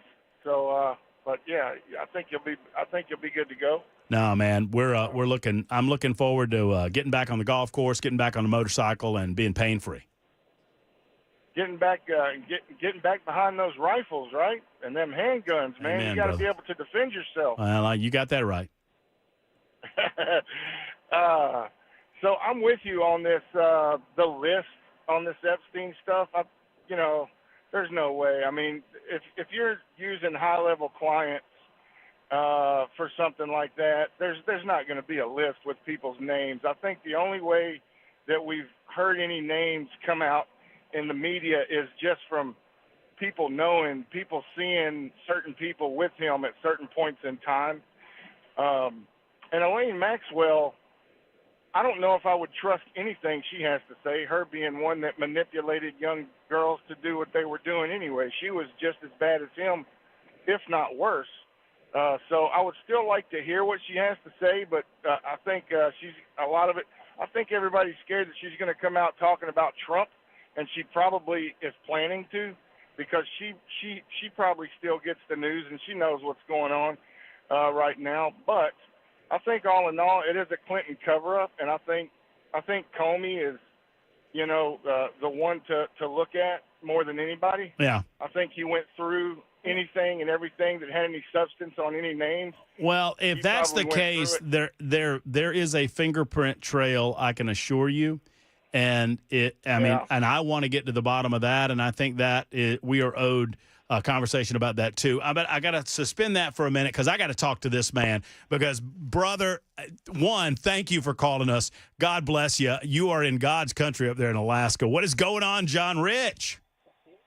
Man, I'm ripping out salmon left and right with my wife and two sons. I love it. And just got word that Cheatham County has officially defeated the Tennessee Valley Authority. Woo! And they are abandoning their horrible project in that beautiful county.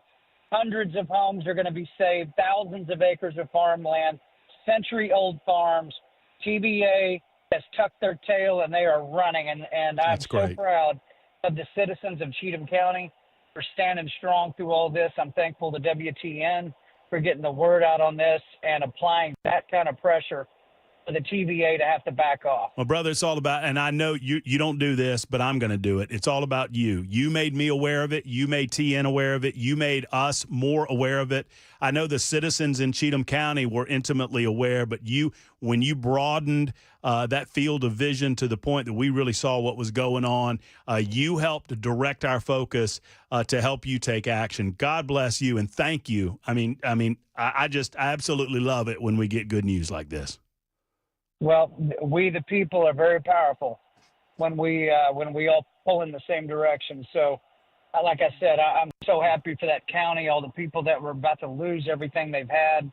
That's over with. Now there's more to do. Listen, TVA needs to be reconfigured. They need to stop treating people like third-class citizens. They need to drop their communistic tactics of loaded guns and bulletproof vests coming on old ladies' properties. Yep. That is the vision right there, brother, that set me off.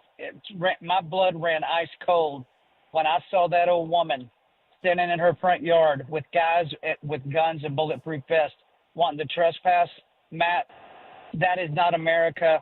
That is worth fighting for, and today's a big victory for the people of Cheatham County. Well, amen. I did not want to announce the news without having you on the phone to our listeners because you've been the leader in this fight, and Thank you. Thank you for being on with us for a few minutes. I don't want to keep you. I feel bad about keeping you from your family. I want you to get back to those beautiful rivers in Alaska. But come on, see us when you get back home. And once again, what a great day for Middle Tennessee. What a great day for Cheatham County. Yes, sir. God bless Tennessee. Thanks for having me on. Thank you, John. John Rich from Alaska. He called us from the middle of a stream. He sent me a picture. I'm going to send out the picture that he's literally in the midst of catching salmon. Got a big old salmon, does he? He does. I'm going to send it out to you, Ken. You'll love seeing it. But I didn't want to do this without him on the line because here's the way all of this broke down. We had vague awareness that there was some sort of plant that was going up in Cheatham County, and Tennessee Valley Authority wasn't talking a lot about it. And you every once in a while you would hear from someone in Cheatham County like, I don't like this, or I hear this is happening. But you didn't really get to the bottom of it, didn't get to the story. John did. Because when he moved here, he moved to Cheatham County. He was around those parts. And he made me aware of it, and I had him on regarding the story. And I know that we've been covering it from the newsroom, and I believe all the other shows have been covering it as well. I don't know if they've had John on or not, but we've had him on multiple occasions. And John made a promise to the residents of Cheatham County, went out there and visited many of those folks, and said, I'm not giving this up. And he said something the first time we had him on. He said, we are going to win this fight. I promise you we are going to win this fight. And I didn't know if that was true or not at the time because TVA, an incredibly powerful entity. But John and I talked offline, and he said, brother, I will, if I got to call the man, I don't want to call him. I don't want to bother him. But if I got to call the man, I'm going to call the man. By the way, Jackson, the man, you know who the man is? I'm assuming Donald Trump. Donald J. Trump is the man. Well, he finally called the man. And this came out from the Tennessee Valley Authority less than 1 hour ago, 4:02 this afternoon, based on feedback in response to our scoping process and at board listening sessions, as well as input from the TVA Board of Directors, the Lockertsville Road site in Cheatham County, Tennessee, is no longer the preferred alternative for a proposed 900-megawatt generation facility. With input from community leaders, we're evaluating a site at a nearby industrial park as well as other Middle Tennessee sites that will support economic development and address the increasing power demand across the system. We remain committed to delivering reliable, low-cost electricity to power the region's continued growth. Look, no one would suggest that we don't need more electricity. We don't need more power generation. Obviously, we recognize that that is a need in Middle Tennessee, but not like this. Not like this. In the cover of darkness, in the shadow of a lack of information, without making people intimately aware of why exactly it needs to be this property and why exactly it needs to be these families and why exactly it needs to be close to these school systems. So, for any and all that got the word out, it's great news, and I appreciate your attention to this matter, as Donald Trump would say, because as John Rich said, it is true that Rich has a powerful voice. WTN has a pretty powerful voice. But without you, the people expressing your concerns, I don't think that this victory would be had. Bottom line is we need electrical power, and if you need a methane plant, you need a methane plant, but you don't do it this way. And the days of running roughshod over the people of this state and over the people of these communities that are affected are over. Give us the justification, give fair compensation where fair compensation is due, have listening and sessions, actually listen to the people in those listening sessions and make decisions that will touch least on those impacted. That's what we're all about. 4345 says it sounds really scary to those of you who know nothing about it. Well, call me 4345 and I'll have a conversation. I've had many conversations with folks. Nobody likes the idea. I mean, if you don't think we know anything about it, that's what the phone lines are for, pal. 615-737-9986. John Rich was grandstanding. They bought property.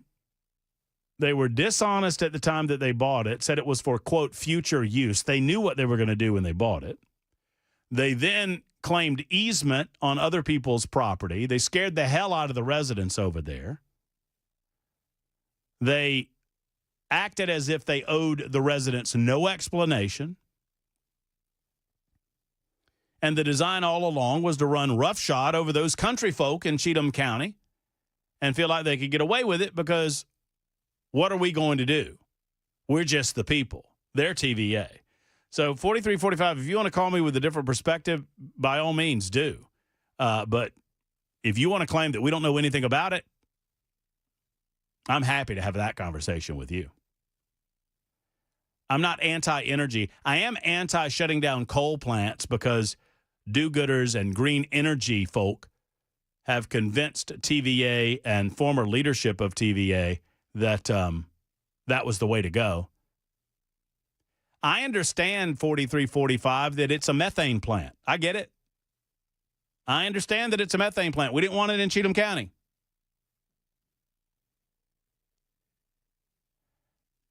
And it was 246 acres, not thousands.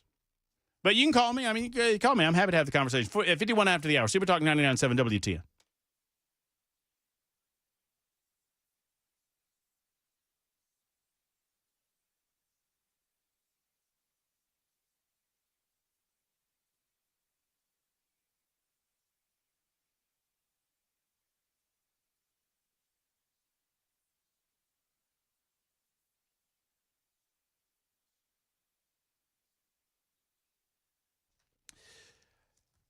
Right in Franklin, Tennessee, there is a wonderful healthcare facility that I love telling you about. It's Grace Point Healthcare.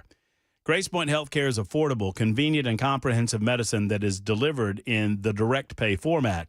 This means that at Grace Point, you know exactly what you're paying before you receive service. You don't have to worry about insurance companies intervening or interfering with decision-making between you and your doctor, and it creates a more affordable atmosphere with Grace Point and you. The basic Smart Care plan, for example, is just $69 a month. You get unlimited office visits when you have that plan, plus free basic labs and diagnostics. Now, you don't have to have that plan to go to Grace Point Healthcare. They even do house calls if you're too sick to go into the office, and they can see you most often same day or next day. Believe it or not, there is a facility that does it the old school way with modern techniques. You can afford exceptional medicine at your convenience. Call 599-6868, 599-6868. Modern medicine delivered the old-fashioned way at Grace Point Healthcare.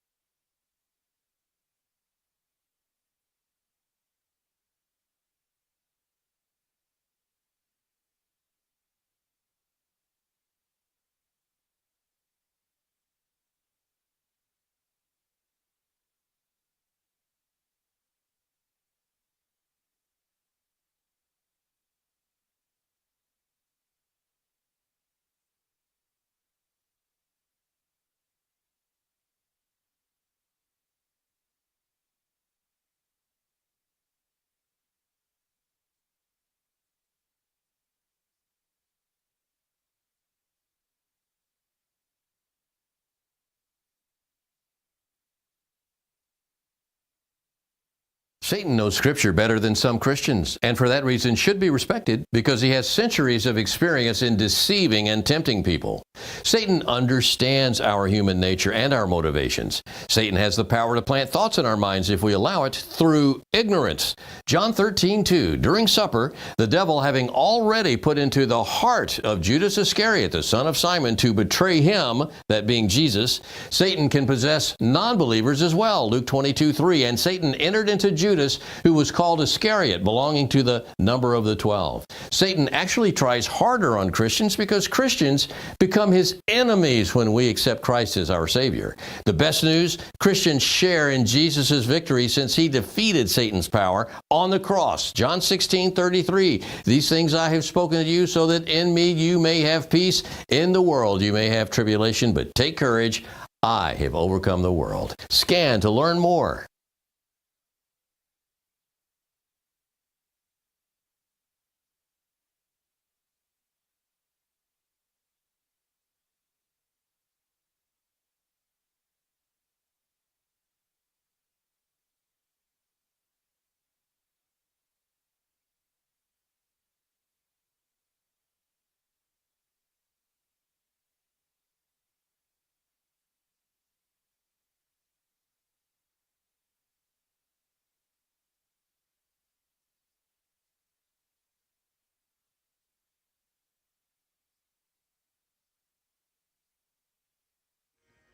Smyrna police are still dealing with a barricaded suspect inside the Legacy Wine and Spirits on Lee Victory Parkway. And Tennessee Valley Authority has decided to pull its proposal to build a power plant at the Lockersville Road site in Cheatham County. Hear what country music star John Rich had to say about that after his conversation with President Trump. We'll tell you about it at 5 on Super Talk 99.7 WTN. Yeah, that's good. And look, no rational person is suggesting that we don't have needs involving electricity. I want TVA to be more advanced in their approach. I'm not against methane/natural gas necessarily. I'm not against coal as a fossil fuel alternative. And I sure as hell am not against small modular nuke, which I think we ought to be considering more than any of those other options. What I don't like are their strong-arm techniques. They're using methods that, may have worked 40, 50, 60 years ago, where they come in, they buy property, or they seize property through eminent domain. They claim to go on listening tours. They're not really listening to anybody. They're just allowing people to vent. And eventually they run roughshod over the local community despite the objections from local communities. The bottom line is this. I would say this to, 4345 was pushing back and say, John Rich is blowing things out of proportion. Matt Murphy blowing things out of proportion, grandstanding and all of that. And I invited the person on and they declined, said that they were not authorized to speak for TVA on the phone. Well, I'm not asking you, 4345, to speak for TVA. I'm asking you to speak for yourself. But that's fine. That's okay. No one's against energy production. Do it the right way.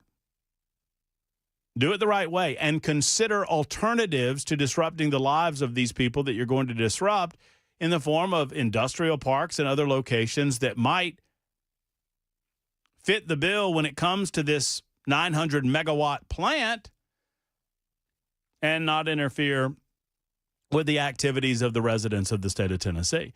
Be more proactive in your public engagement. Reach out and mean it. Speak to the people and mean it. Act like the public servants you are, not like the dictators that you seem to want to be. That's all. Halfway home, Super Talk 99.7 WTN. Mike, you'll be first up. Tom, you'll be next. It is the Murphy Show. Thank you for being with us. Time for news on Super Talk.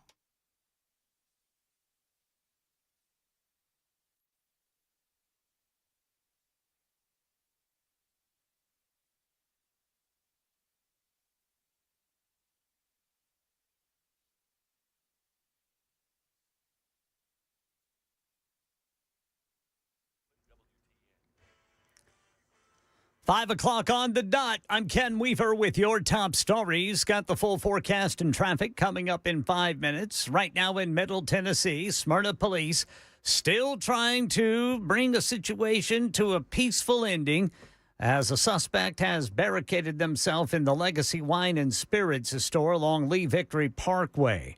Road closures in effect as a result. Lee Victory Parkway closed at Bulldog Drive, and from Almaville Road to Lee Victory Parkway. Legacy Drive at Almaville Road also closed, as well as Old Almaville Road from Life Point Church. Please avoid the area and use alternate routes is the police department's request. Apparently, this suspect fired off about 5 shots inside Legacy Wine and Spirits around 1 o'clock today, prompting an active shooter response by local law enforcement. Since then, we have learned nobody was injured. Everybody in that liquor store was able to get out okay.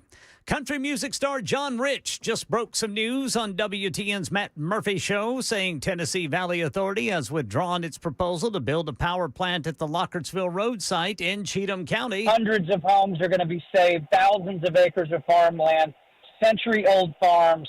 TVA has tucked their tail, and they are running. And Rich revealed on his social media platform X over the weekend that he has discussed the TVA's plans with President Trump, and Rich promised what he described as a massive announcement coming soon.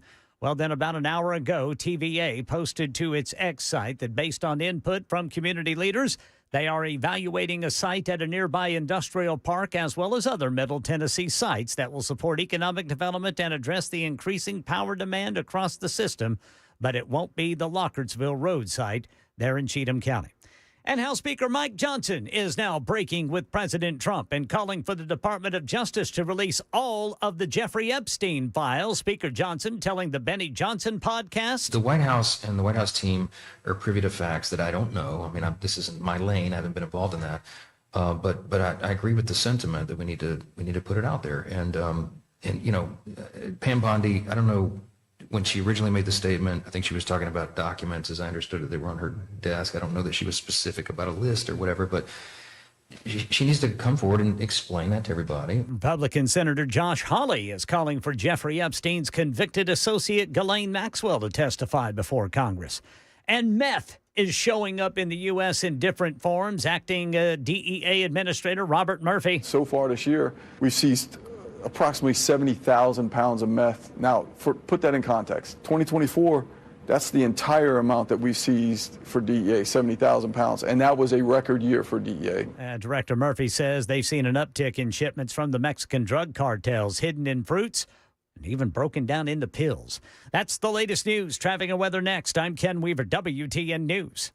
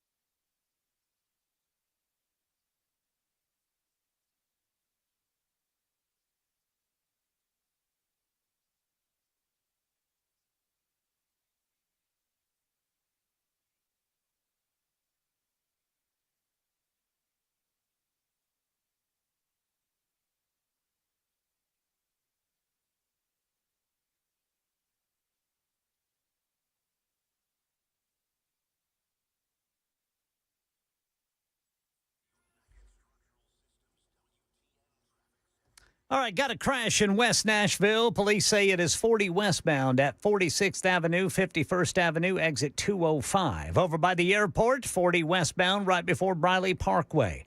And then still dealing with a crash, 440 eastbound near I-65. That's about a 5-minute delay right now. Going northbound on 65 to get to the South Loop downtown, that is extremely backed up. So is eastbound of 440, trying to get over to 24. Traffic every 10 minutes every morning on Super Talk 99.7 WTN.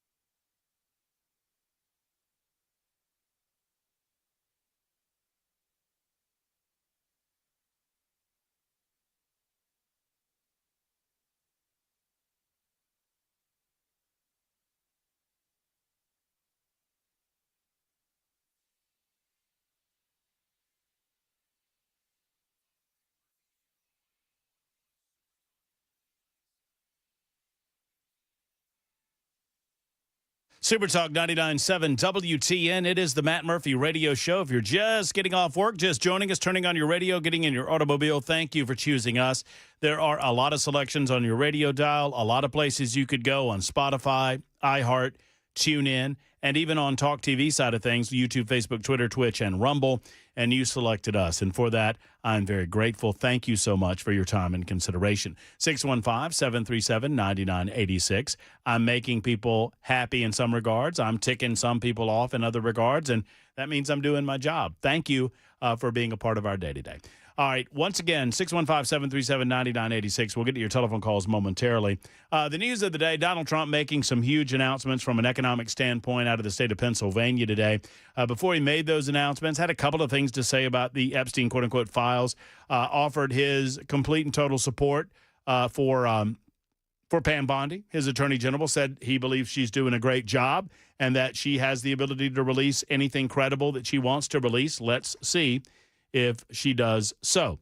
In the meantime, closer to home and really impacting all of the Southeast. I wouldn't say all of the Southeast with that small of a plant, but it matters to us here in Middle Tennessee. There's been an effort to ask questions and, frankly, to shut down consideration for a methane plant in Cheatham County. Yeah, some would call it a natural gas. You know, the people that are supporting TVA in this, the people that are supporting the plant, are telling me that I'm being misleading by calling it a methane plant, which I don't know what they think natural gas is, but I mean, that's what it is. You're intentionally trying to scare people. Well, I mean, it's a methane plant. I mean, it's what it is. One way or the other, doesn't need to be there. It's not a matter of electrical generation. It's a matter of how you treat people. And the TVA needs this type of pushback to maybe reset how they treat folks whose lives they are disrupting when they come into an area like Cheatham County and think that they can run roughshod over the citizens there because they maybe are poor or that they don't have a full understanding of what's going on. Well, enough is enough. And if you push back enough from a public relations standpoint, maybe you can get some answers, and maybe TVA will stop the manner in which they do their duty. And do it a little bit differently, a bit more consistent with the idea that we, the people, control all of this, not you, the government. And hopefully that is what has happened. If you're just joining us, Tennessee Valley Authority announced earlier today that based on feedback in response to our scoping process and at the Board of Listening sessions, as well as input from the TVA Board of Directors, the Lockertsville Road site in Cheatham County is no longer the preferred alternative for a proposed 900-megawatt generation facility. With input from community leaders, we're evaluating a site at a nearby industrial park, as well as other Middle Tennessee sites that will support economic development and address the increasing power demand across the system. We remain committed to delivering reliable, low-cost electricity to power the region's continued growth. Oh, great. Great. Sounds good to me. How about you? The Democrats are lawless. We'll talk about that. I'll tell you what, before we go to the phones, let's go ahead and get our Gloria Johnson update. There's not much to update, but Gloria Johnson update. Representative Gloria Johnson continues to spat off at the mouth on the X machine. I would encourage you to call her office. No report back. So I mentioned yesterday in our update, we have a $4,000. I would love to get this bounty up to $5,000, but currently we have a $4,000 opportunity for Gloria Johnson. Gloria came after Tim Burchett and others for supporting the Medicaid portion of the Big Beautiful Bill. I invited Gloria and Tim on the program to debate or to discuss their respective positions on the bill. Tim has agreed. Gloria did not. I thought I'd sweeten the pot, and I offered her $1,000 to any non-political charity of her choosing. That pot of money has since grown to $4,000 and counting. All she has to do is come on the radio show for an hour and give her point of view on Medicaid. Hell, any subject of her choosing. I don't care. She claims that she'll meet voters where they are. She claims that she'll talk to anybody about anything until such time as someone has a difference of opinion, and suddenly she clams up and claims that it's not worth her time. So we want to make it worth her time. So $4,000 to any non-political charity of Gloria's choosing. All she has to do is come on the radio show. I called her office yesterday and talked to Kelsey, who is her secretary or assistant or whatever. Kelsey promised me that she or Gloria would call me back. That was the promise yesterday. She said, I told her who I was. I told her whom I worked for. I told her what we wanted. And she promised that either she or Gloria would be giving me a call back. And I have heard back from neither Kelsey or Gloria. And that is our one more horn for me. That is our Gloria Johnson update on Super Talk 99.7 WTN. Mike is next. Hello, Mike. How you doing, Matt? I'm great, Mike. I hope you are. I hope your shoulder is doing good. I really hope it is. Yeah, well, thank you. Thank you. Yep. All right. Now, the Epstein thing, so I'm not going to waste your time on this. The Epstein thing is growing. The Speaker of the House now has called for investigation. Speaker of the House saying enough's enough, get everything out in the open. The Senate now, a Judiciary Committee, is saying we need to get this out open. And when I hear Trump now trying to backtrack, and he's backtracking now, he's backpedaling, and the Democrats and the media are taking advantage of this because there is something there. And I'm going to take you back to 1974, Richard Nixon, back when we didn't have iPhones, we didn't have internet, we didn't have AI, but we had tapes, and people kept records. And back then, Richard Nixon denied everything in his second term, and he tried to dig himself out of it, and he got impeached and had to resign. He didn't. He didn't get in. What I'm now worried about is Donald Trump. He's now starting to dig a hole for himself. He better get out of that hole, because when the dirt gets deep enough, the dirt's not going to fall right back on him. And now we got the Speaker of the House and the Senate Judiciary Committee paying attention to this. There's something there, Matt. All right, so do you believe that, one, Speaker Johnson called for transparency, and I'm all about transparency, right? That does not compromise an individual's right to privacy, particularly if they're a victim in this case. But I believe that there are other potential third-party individuals that could be charged. So you're saying, I'm trying to understand what you're saying, Mike. You're saying that if Donald Trump doesn't allow the people to see the Epstein files, that this is going to blow back on him like Watergate? I think that what's going on now is powerful individuals. Back then, it was powerful individuals. And today, it's very powerful individuals that don't want to get caught in a scandal that you say that there's nothing here, it's sex with children or whatever. That's a bad thing. That's just a moral thing. But it's not a criminal thing. What? Blah, blah, blah. Wait. What I'm saying, Wait. Hold on. I don't mean to. Excuse me, Mike. I don't mean to interrupt you, but when people on the phone use language like "you said," then I pay close attention. What did you say? I said. When powerful people. No, I'm asking you specifically. What did you say? You said. What did you say? Because I've never said it wasn't a big deal that children got raped. I said quite the opposite, Mike. When children are under 18 under our law, it's called statutory rape. And then when we had these little girls that came forward for years that got Epstein convicted and put in jail, those girls were under 18. Right. It's called statutory rape. And so the people that, and then they say, well, it's not that big a deal. These girls are brought down there. They were paid. Who says it? Who says that? Matt, look. I'm on. Matt, Mike. Listen, buddy. Matt, hold on. I'm just trying to have a conversation. Mike, honestly. You keep interrupting me. Mike, I'm asking you a question. What I'm telling you is that there are a lot of powerful people. There are a lot of powerful people that do not want this to come out. I understand that. Mike Johnson and the Senate Judiciary Committee now are saying this has got to come out. Mike, who says that child rape is not that big of a deal? That's all I'm asking. You said that people are saying that. Who? If you try to cover up this scheme, then you're complicit in it. Mike, I don't disagree. I don't know who you think you're listening to. I've been a voice that wants full and total justice and transparency on this. Good. Then let's get Senator Hagerty and Senator Marsha Blackburn and Ogles and all the reps of Tennessee to say, you know what, Mike Johnson, do it. You know what, Senator Hagerty, you know what, Senator Marsha Blackburn, do it. Okay. Because Donald Trump ran in November on transparency. Okay. Let's get to the bottom of these scandals. Yeah, let's get to the bottom and bring them out. 100%. Thanks, Mike, for the call. I agree with you. I'm not trying to argue with you.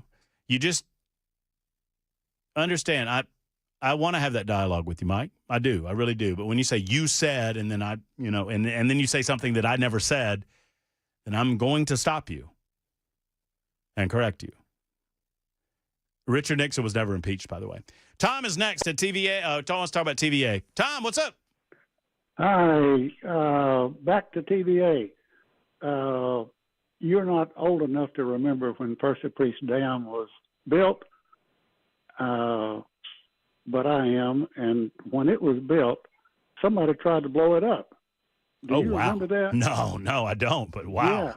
Yeah. Wow. Lyndon Johnson came, and somebody set a little something down below Percy Priest, and I would fish below it. So the reason, what I'm getting to is, it was revealed after that in the 60s that TVA does not rely on the military to protect their facilities. They have their, it's reported that they have their own military. And it was revealed during that time the number of 357 bullets that the TVA had purchased, and it was billions. And somebody did a report on what took place there, showing that they protected their own facilities, and if there was an event of some kind, they did not require the military to protect it. They would do it themselves.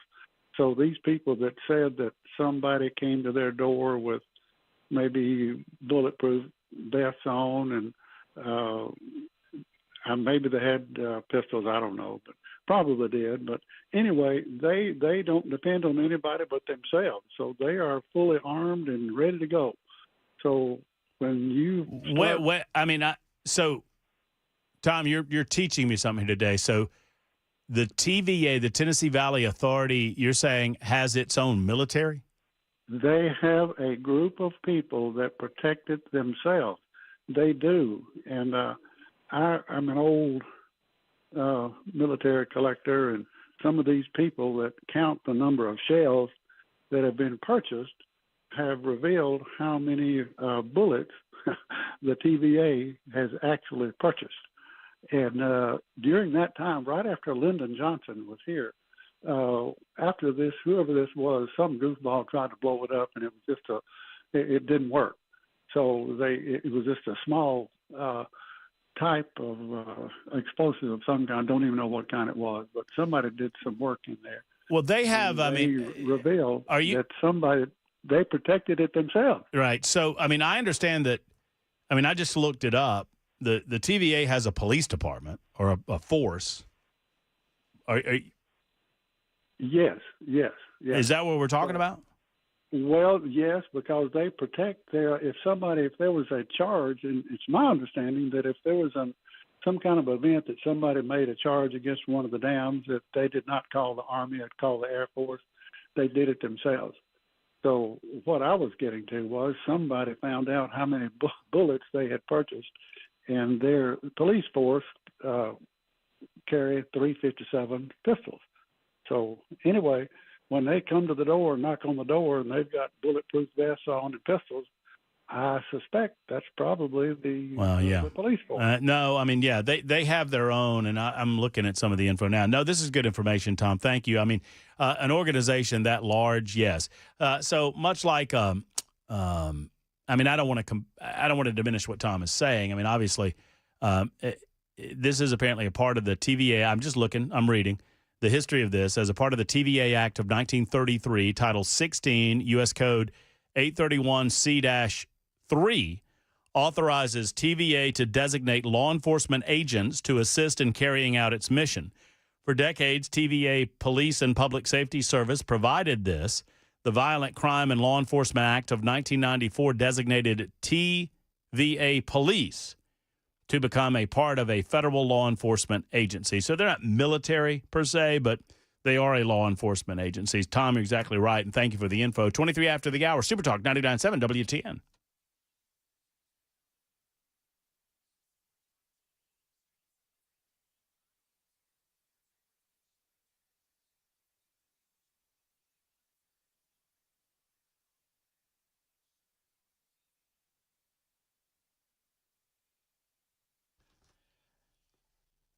Hello, friends. Matt Murphy for Eurofix. You know, Eurofix has a very different business philosophy than a lot of places like, well, there's no place like Eurofix, but I'm talking about other auto dealers and auto repair companies.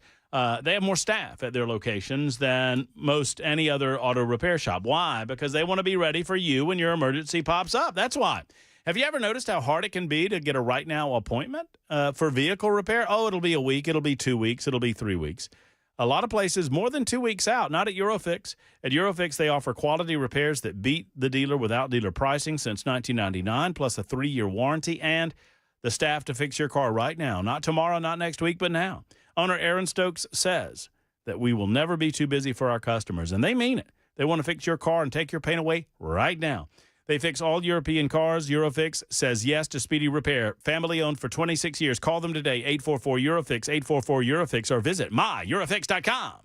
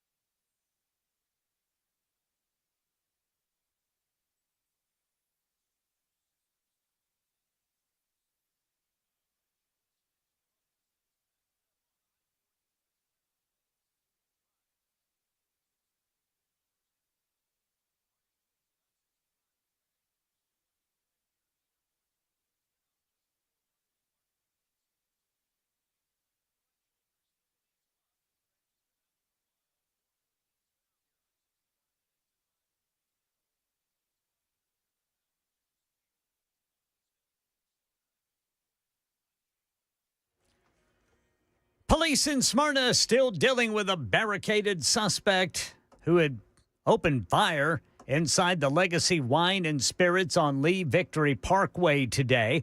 Tennessee Valley Authority says it is no longer considering building a methane plant there at the Lockertsville roadside in Cheatham County. You got to hear what country music star John Rich, who says he called the president about it yesterday, had to say about TVA's About Face. Coming up at 5:30 on Super Talk 99.7 WTN. Thank you, Ken Weaver. That's coming up in just a couple of moments. Nincompoops in the news after that. Your telephone calls always 615-737-9986. Y'all, the caller, a lot of you on the Super Text line are like, this guy didn't know what he's talking about. Well, I understand he called it more of a military, but no, the TVA, I did a little research during the break there. The TVA has a police force, and by extension, one would expect that they buy bullets. You got to practice if you got a police force, and they got to protect all those dams and all of that other material property that they have. And obviously, some of those are very sensitive sites. Now, I do believe one story I just read indicated that while the TVA has a police force, in extreme danger, when some of these sites are deemed to be in extreme danger, they will call on our National Guard or our United States military. And apparently one of those times was post 9/11. In the uncertainty, in the aftermath of post 9/11, TVA apparently did develop some sort of a relationship or made a call to the National Guard and the United States military for backup in order to protect assets that they deem to be at risk. So there's that. Hey, we just got started in the 7th Congressional District, and we're already losing people in the race. How about that? According to the Tennessee Star, State Representative Jay Reedy of Aaron will not, underline not, seek the Republican nomination in the special election for the Tennessee 7th Congressional District. He announced this earlier this morning. I didn't even get to interview him. I was trying to line up all these interviews, and maybe we can just interview him. Well, anyway. Let's just interview him anyway. Let's interview him anyway, Ken. Jay, what's going on? How are you? Everything well with you? Why'd you decide to quit?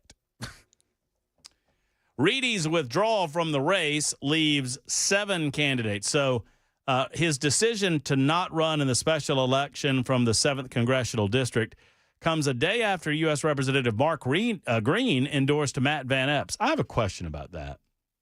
If Mark Green endorses Matt Van Epps, which is fine.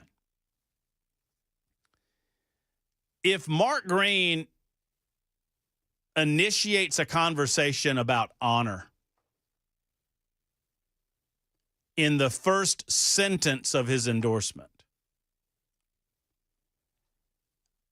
is it okay if Matt Murphy furthers that conversation with a discussion about what it means to be honorable when it pertains to Mark Green? I'm very sensitive to this, but I don't know. Just one of those, if you know, you know. If y'all know what I'm talking about, you know. And I don't want to go there, but I feel like Mark Green kind of went there. But maybe that's another discussion for a different day. Right now, the news saves me on Super Talk 99.7 WTN.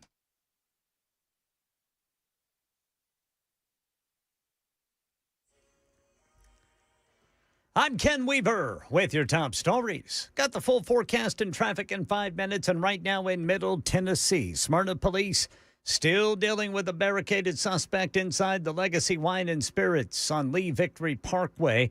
It all started at 1 o'clock today when police say that suspect opened fire, fired about 5 rounds inside the store. Fortunately, no one was hurt. Everybody got out okay, but the person firing the shot stayed. And as a result, you've got multiple law enforcement agencies there on the scene trying to bring this person out peacefully. As you can imagine, all roads leading to Legacy Wine and Spirits there along Lee Victory Parkway in Smyrna are closed for the time being. Elsewhere in Middle Tennessee, the Tennessee Valley Authority says it is no longer considering building a methane plant at the Lockertsville Road site in Cheatham County. The agency drew the ire of many in the public for suing property owners to force them to allow agents onto their properties for surveys. Well, that made country music star John Rich so angry. He called President Trump about it yesterday, then said a major announcement was coming today. And here's what he tells WTN's Matt Murphy about the TVA's about face. We, the people, are very powerful when we all pull in the same direction. So, like I said, I'm so happy for that county, all the people that were about to lose everything they've had. TVA says while Lockertsville Road is no longer the preferred site for the methane plant, they are evaluating a site at a nearby industrial park, as well as other Middle Tennessee sites that will support what they call economic development and address the increasing power demand across the system. And House Speaker Mike Johnson now breaking with President Trump and calling for the Department of Justice to release all of the Epstein files.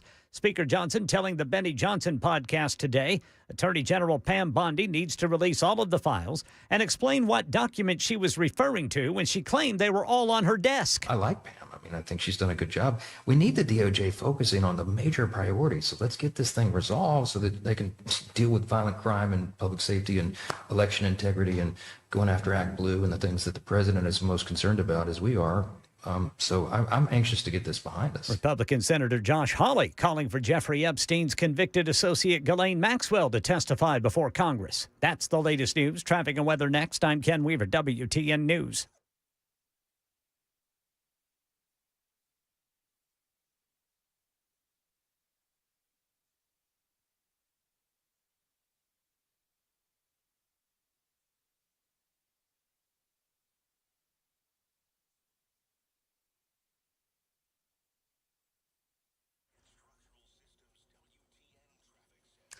All right, got police reporting a crash 40 eastbound at Jefferson Street. Another one, 40 westbound at 46th Avenue, 51st Avenue. Then 40 westbound past White Bridge Pike, Briley Parkway West, exit 204.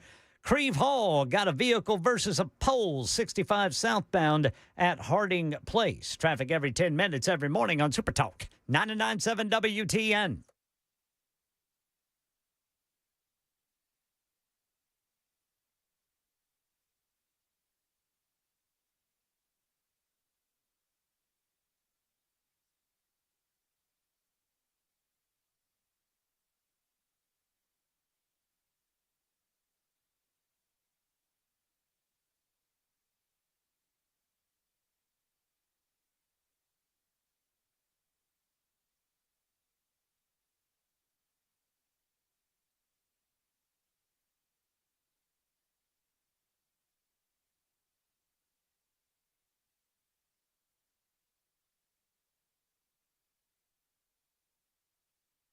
I want you to save the date of October 1st. I'm going to tell you why in just a moment after I remind you what a wonderful organization Men of Valor truly is. And I encourage you, if you, like I, look for good charities to donate to, might I recommend Men of Valor as one of those? They do such great work in our community. They bring men in the prison system around to lives of God. It's so crucial. It's just so vital to help takers become givers in our society, to stop the awful recidivism rates that we see not just in the state of Tennessee, but all across the United States of America. It is a structured system by which they take the hopeless, the lonely, the heartless, and they turn them into powerful producers in our communities. And it saves us money in the long run, which is such a great aspect of all of this. Their ministry is funded by people like you, families and churches. Will you give as you can or volunteer? Go to movministry.com. Now, when I say save the date, October 1st at the factory in Franklin, you can find out more by going to movministry.com. Registration's not up just yet, but Tim Tebow will be there. Demi Lee Tebow will be there, and we want to see you there. It's their second annual Men of Valor Gala happening October 1st of this year in Franklin at the factory. More on that coming up. Go to movministry.com.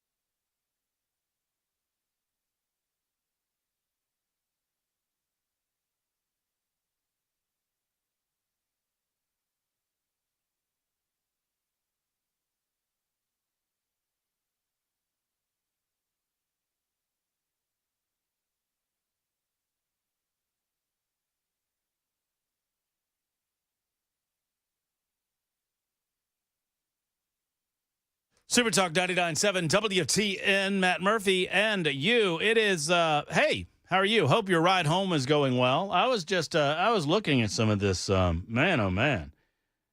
People are getting hit hard on the loop. I mean, my goodness. I mean, all this red. I mean, it makes you happy to drive home at 7 o'clock at night. I'll be honest with you. I mean, working until 7 o'clock is a pleasure because I get to talk to you guys, but it's also a pleasure that all this junk clears out by then. Man. It's a clear shot home. We got there's that, Ken, you've been following this. There's that accident on 65. Was that southbound? North? Let's see here. Which one? Oh, 65 southbound past Armory Drive. Oh, yeah. I'm looking at Left lane is blocked. It's backed up all the way to the south loop. Oh, yeah. That doesn't sound fun, Ken. No, sir. And then 24 is its normal bright ruby, even, dare I say, crimson red. Yeah. Right there at the 24-40 split. Yeah. Oh, boy, oh, boy. 440 both directions between 65 and 24 is just, I mean, it's brake tapping going. I got that from Brother Jack Womack. Brother Jack Womack is the smoothest traffic reporter you've ever heard. Oh, my goodness. He'd just say, yeah, a little bit of brake tap. A little bit of brake tap between 24 and 65. How's 40 East looking, Ken? 40 East right now, it's red. It's both directions. Red both directions between the loop and then the eastern split. And then it's red all the way over to the airport. Red. Just like a good Georgia Bulldog butt whooping. Red. Red on that fanny. Red on our screen. That's right. I feel bad for you, and I'm sorry, y'all. I mean, bearer of bad news. I used to listen to, back in the day, we were talking about radio earlier. Yeah. I used to listen when I was in college in Carrollton, Georgia, at West Georgia College. Oh, yes. Listen to Atlanta radio. That's where I cut my teeth. That's where I learned that I was a libertarian, listening to Neil Bortz over there. But I also, Captain Herb Emery. Captain Herb Emery. Oh, he was in the plane chopper or whatever the hell he was in. I think it was a chopper. Yeah. And he loved say he would say, this is what he would, Ken, let me 440 between 24 and 65. Stick a fork in it. It's done. That's what he'd tell you. That would have been a killer line on WBBQ, the pork. He would tell you to stick it. It was called the Q, Jackson. I will never call it that. Don't you besmirch. Although that would have been a good one. I mean, I never thought of it when we were a kid. But WBBQ, the pork. WBBQ. 104.3 FM, the pork. You know what? Now that I think about it, you remember that story I told you boys about doing the play-by-play from the Junior Livestock Show there in Garvin County? I will never forget it. I do believe one of the sponsors was Bob's Pig Shop. That seems a conflict of interest for old Bob, doesn't it? Bob was scouting out future talent. Yeah, that's exactly right. He was liking those pigs that I was describing. Depending on your description, Bob's coming on down. He's going to buy him a few. I'd have to say, and boy, they got some big old thick hocks on this hog, Bob. Oh Lord, let's get him. Let's get him in here. Let's get him in here. We're mass communicating. Hey, speaking of mass communicating, it's time for Nincompoops in the News on Super Talk 99.7 WT. When I point, you go ahead and you hit the thing and hit the button and go ahead and hit it. Nincompoops in the News. You know what the news is. I-24 is crimson red. No wonder it sucks. It's a Bama fan. There you go. See, or a Georgia fan. See, 7258 gets my jokes. Georgia doesn't have crimson in our colors there, Jackson. I don't know what shade of orange you people are supporting over there, but it is the most beautiful shade of orange. It's like pumpkin entered orange. It is not. It is too.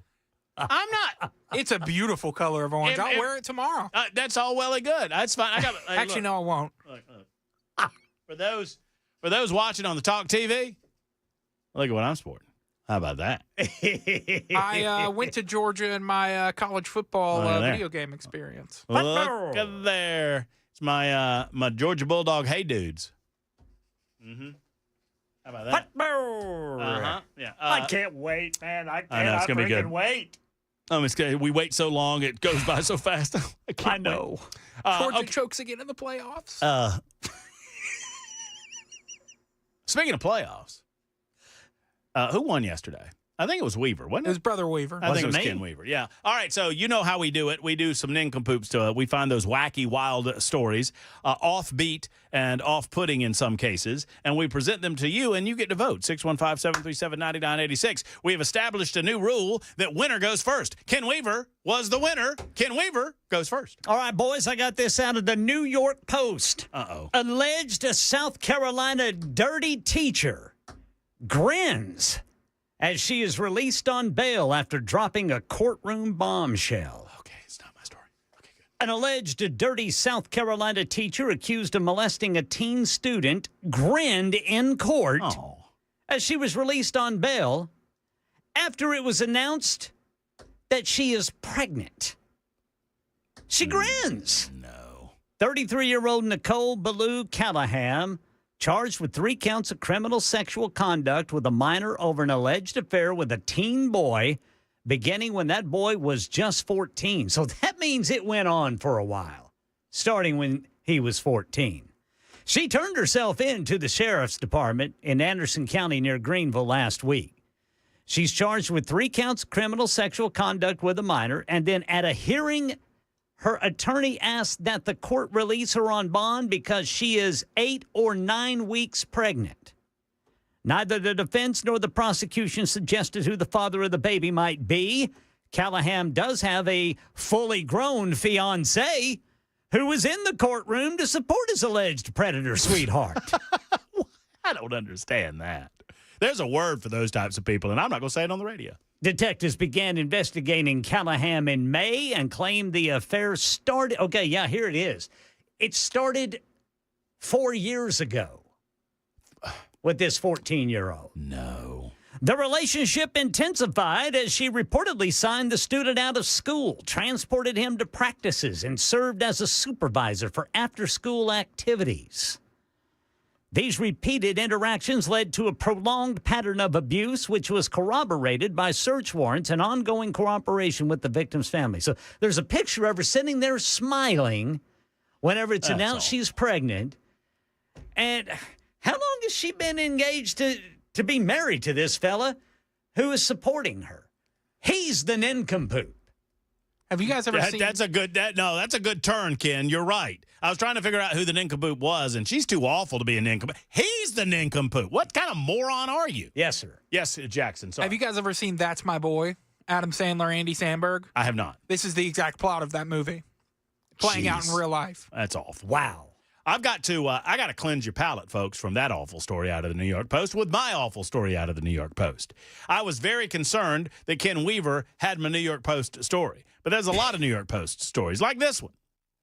A bitter Texas divorcee is facing felony charges in a botched plot to kill her ex-husband first by hiring a hitman who got cold feet, and then by trying to send him chocolates laced with fentanyl as a congratulatory gift for his new engagement. Goodness.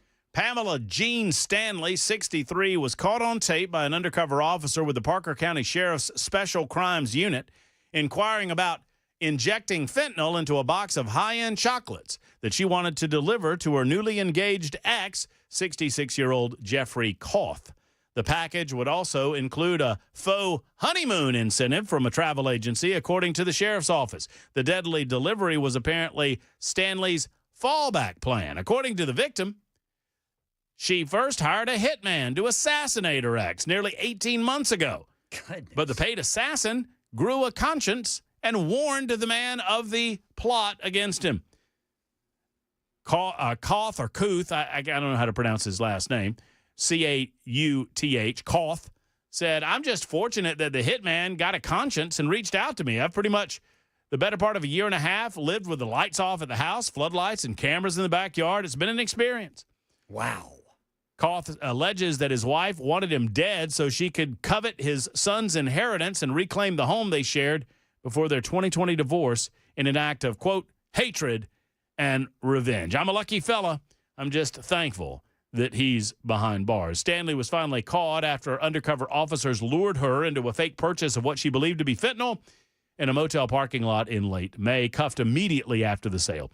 My question to you, men, if you received chocolates from an unknown person or from someone that you thought was not fond of you, would you eat them? No. What kind of chocolates we talking? The good stuff, Jackson. You give it a go? Yeah. We're talking, you know. They probably got me hook, line, and sinker if it's a Reese's cup. We're not talking about one of these Whitman samplers here. We're talking Those are about horrible. We're talking about the high end stuff. Hey. Like a Ghirardelli peanut butter cup. Oh, yeah, now you're talking. Yeah. I mean, I'd risk it. Oh, yeah, they'd get me. I mean, how bad could it be? Jackson, your story, sir. I wouldn't be nincompoop without somebody being naked. No, sir. Women arrested for arson after being found naked near apartment fire. The Clay County Sheriff's Office in Fleming Island, Florida, reported a woman was arrested after investigators said she set fire to an apartment that was believed to be occupied at the time. This happened on July 10th at the Cobblestone Eagle Harbor Apartments in Fleming Island. Deputies say they were first called to a nearby park for reports of a woman behaving erratically. There they spoke with a man who claimed the woman had been acting strangely. Around the same time, firefighters responded to a call at an apartment just a few minutes away. Inside, the crews found severe fire and smoke damage throughout the unit. The carpet, stairs, walls, and several rooms were all burned to a crisp. The woman accused of starting the fire, Emily Ann Dunaway, was found hiding naked in the woods nearby. She was given a blanket and later some clothes before being taken into custody. Well, it's nice of them to give her some clothes before they Yeah. put her in the pokey. Yeah. Yeah, that's good stuff. Naked and setting fires. Man, oh man. Yeah, do you think she took her clothes off after she set the fire, or do you think it was a naked fire setting? It's a solid question, Jackson. That is a good question. I would believe that there is some sort of exterior influence that created her desire to start the fire, and I think that same influence probably led her to be disrobed prior to the setting of the fire. Or is she a genius? She knew her clothes would smell of smoke. Oh, so she just goes ahead and gets rid of those. Ditched the clothes and was naked in the woods. You know, this she may not be an nincompoop. I may be disqualified. I just, I mean, so how does that absolve her of the guilt? I mean, now she just smells of smoke and I don't she's smell naked. like smoke. Were you naked outside? Yeah, but I wasn't peeing. One of my favorite nincompoop stories of all time. 52 after the hour. This was an actual story from Slapout, Alabama. Slapout, Alabama, which is a real town. A guy's neighbor called the police and said, our neighbor is outside in his front yard naked again, and he's peeing. Oh. And so the cops went to the guy's front door and knocked on his door, and he came to the door. And he didn't have any clothes on coming to the door. And they said, sir, have you been outside naked? And he said, yeah, but I wasn't peeing. Nincompoop. Did they arrest him? Well, yeah, you can't go around peeing in your front yard. He was on his property. You can't do that, Jackson, as much as you want to. You can't. I mean, the balcony of one of these high rises is your property, but if you let loose off of that balcony, you're going to get arrested. I promise you. There you go. That's how we play nincompoops in the news. Vote Weaver, vote Jackson, vote Murphy, and we'll tally those things up. We'll get to Wade and your calls coming up next. It's 53 after the hour. You're listening to Super Talk 99.7 WTN.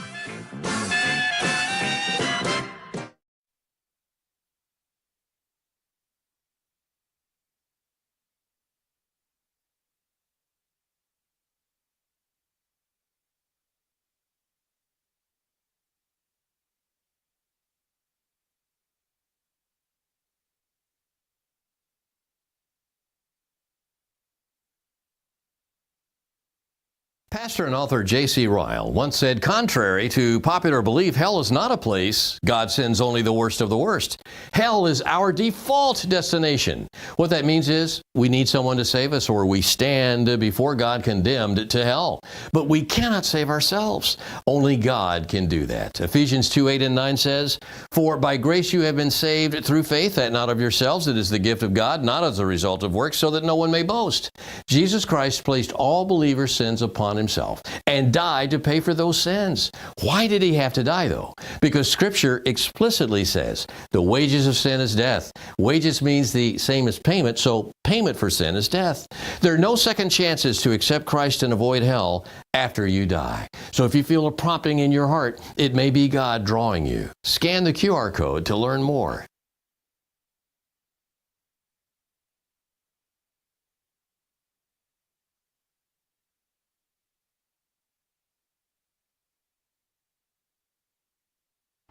Heard the Mark Patrick weight loss hypnosis hype? Well, I attended because my father stopped smoking. I lost 70 pounds and my friend lost 20 pounds in the first 2 months. Wow, what are you waiting for? Join Mark Patrick seminars and lose the weight or stop smoking guaranteed for only $49.99.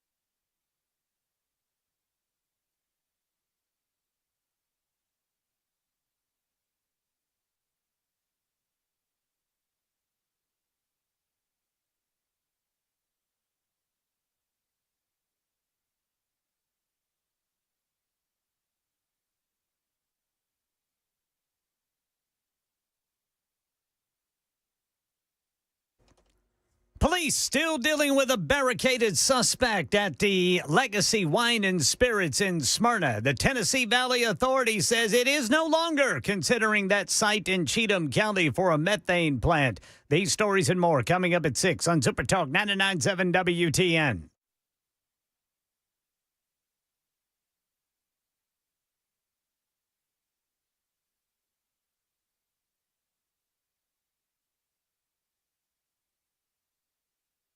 Bold of you to assume I control your headphones.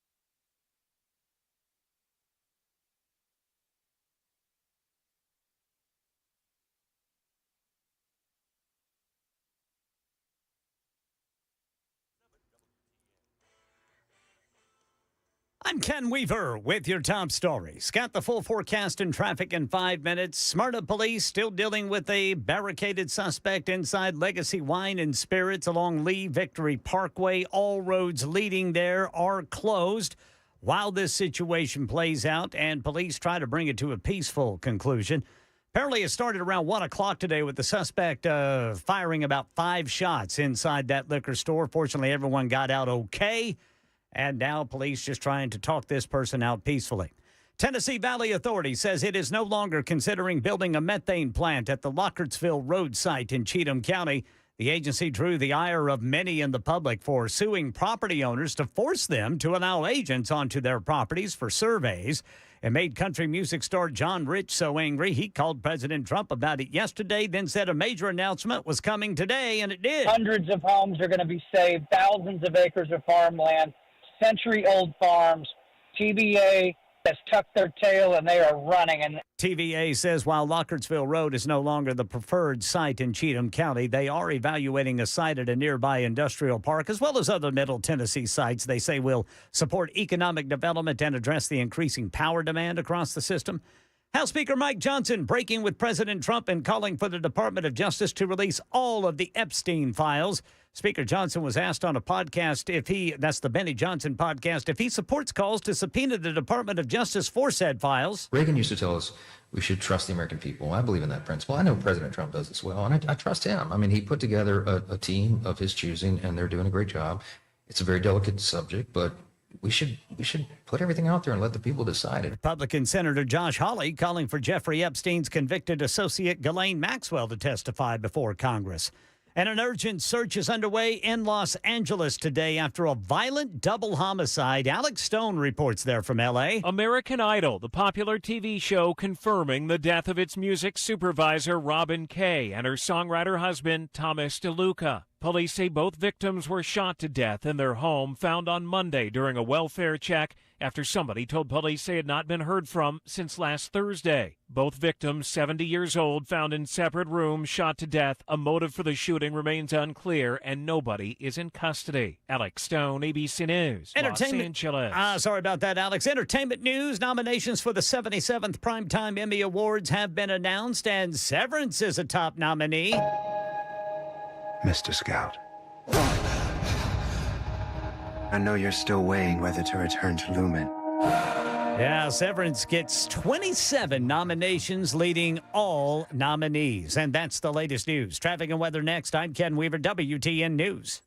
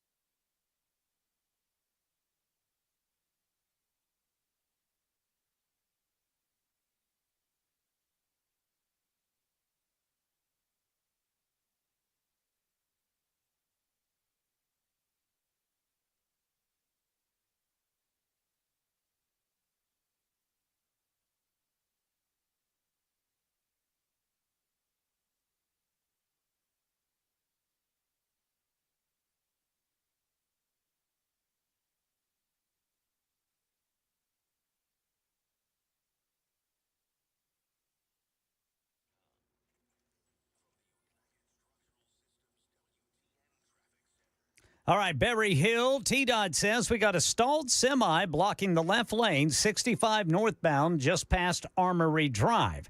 We also have a crash southbound 65 blocking the left lane, just past Armory Drive. Then we're still dealing with a crash 440 eastbound past Nolensville Pike. In Laverne, police reporting a crash 24 westbound before Old Hickory Boulevard South. And all roads have been reopened in Smyrna. They're along Lee Victory Road after police in Smyrna say they have the barricaded suspect in custody who was holed up inside the Legacy Wine and Spirits. Traffic every 10 minutes every morning on Super Talk 99.7 WTN.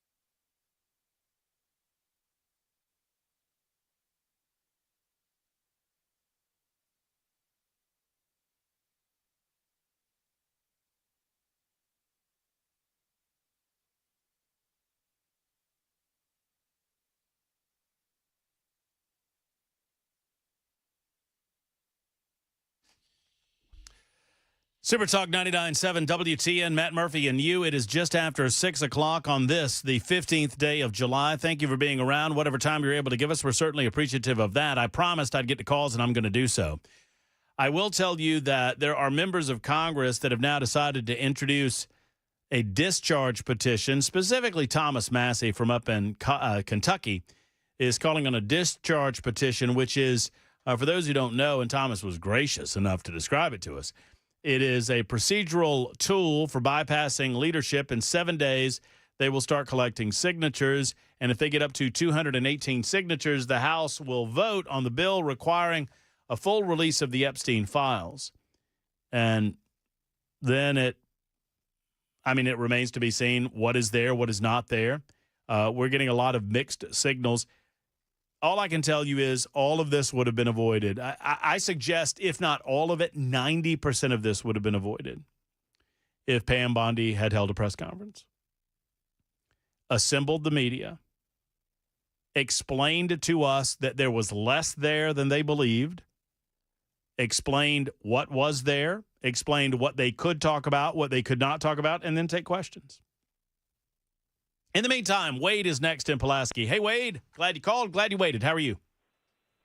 I'm good. Can you hear me? Yes, sir. Hey, I'm a semi-retired truck driver, and I used to be down in Birmingham a lot. I used to listen to you and Leland back in, but anyway, what I called you about, back in the early 80s, somewhere in, I won't say it's early 80s, every little town in North Alabama was dry. If you didn't get beer in Huntsville, you had to wait till you got to Birmingham. And Muscle Shoals was one of the first towns to go wet. And the bars popped up everywhere. And a bunch of us took off down there one night. We're going to check the bars out. And then we're on our way back home to Tennessee. And we decided to go across Wilson Dam, which is TVA property. And the girl that's driving, we got pulled over. She got a DUI, and she ended up having to go to court. At that time, TVA, their headquarters in Knoxville. I don't know where it's at now. But if you got, serious arrest, you had to go to court in Knoxville. And it's a long haul from Pulaski to Knoxville unless you're going to a UT game, So, but anyway, I guess they set up speed traps and everything. I guess if you got a speeding ticket, you could probably mail it in. I don't know. But anyway, that's all I had. I just want to tell you about how they operated back in. Like I say, that was in the 80s. So. But that's yeah, all I mean, got. I would assume that they have arrest authority. I mean, if they are a police force, one would assume that they would still have the ability to do that like they did back in the 1980s. I appreciate the call and the trip down memory lane. By the way, we have an update. Let me go to Ken Weaver over in the newsroom. I think we have an update in the Smyrna situation. Ken, is that not correct? Is he over there, Jackson? Do I see him back there? Can he hear me?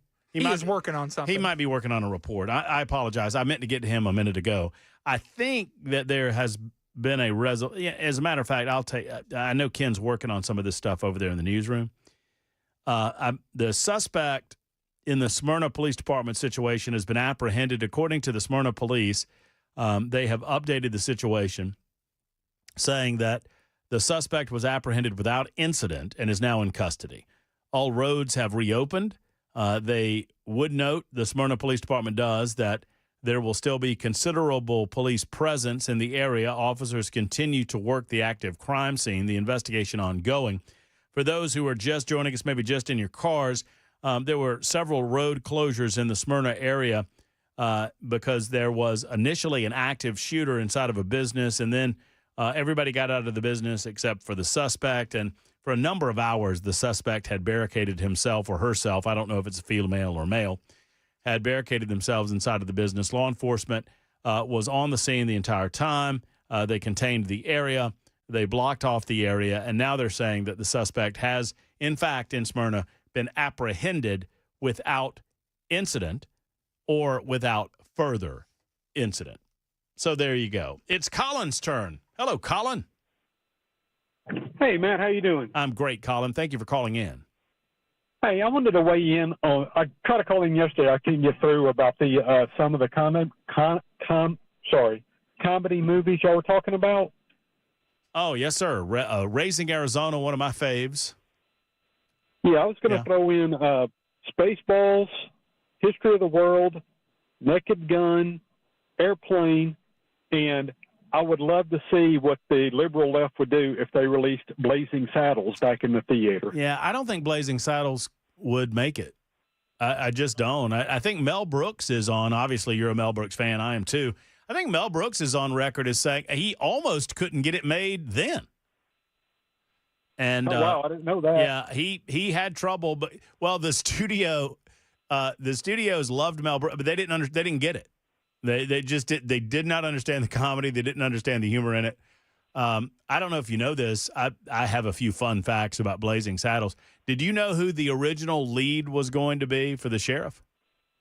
No, I do not. Is Rich Pryor. Oh, really? Yeah. Richard Pryor was originally supposed to play the part that eventually went to Cleavon Little, and Richard Pryor was a co-writer on the script. And the studio balked at him because they felt like he was too controversial and unknown, and they eventually went with Cleavon Little, who did a great job. And there was also Gene Wilder, I don't think, was slated to play the lead in that either, but I could be wrong. But, yeah, no, those are great suggestions. And I'll say this, Colin, looks like I picked the wrong week to stop sniffing glue. Have you watched Airplane several times? If you notice, there's so much going on in the background that people don't catch. And it seems like every time I watch that, I see something that I didn't see before. When I first watched that movie, like way back when I was in like high school or whatever, and then later on I joined the military, I joined the Navy, and I went back and watched that again. And when they show him in the bar talking about he's in the Air Force and he's in a Navy uniform. Oh, you know what? I learned something today. I never noticed that. There's just little things like that throughout the movie that's going on in the background that people don't pay attention.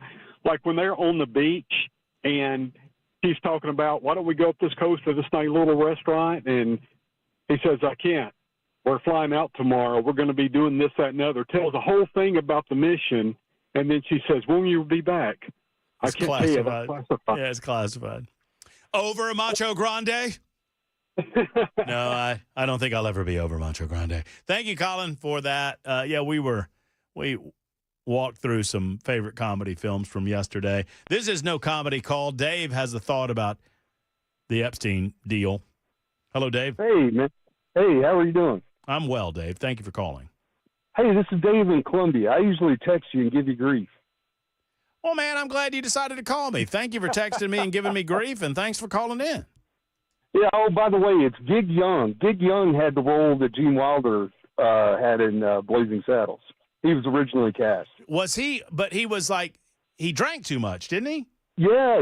They shot that first scene, the scene where Gene Wilder's character, I forget the name of it, was hanging upside down in the bunk. Well, that was Gig Young, but apparently he went into DTs or whatever, and they had to take him to the hospital, so he was out, and Gene Wilder got the call. Well, lucky that he Anyway. did, because he was so good. So good. But hey, on this Epstein thing, and I don't know if it's too tinfoil hat or whatever, but one thing I've noticed, this administration, Trump 2.0, is way more. Everything's calculated. Everything they do, not like Trump's the first term, because believe me, they made a lot of mistakes. But what do you think? By not releasing the files, by having, but my thought is if Bondi or whoever, they release the files, the first criticism from the left is going to be, oh, they're not telling us everything. Oh, they didn't give us everything. Oh, they're covered up. By forcing Congress to then take the action they do, he basically shifts the buck over to them and says, all right, then we dump all the files on the Congress, let them wade through it, get it out there, and it's out of our hands completely. And nobody's going to come back and say, oh, well, Trump's hiding something. Is that crazy, or what do you think?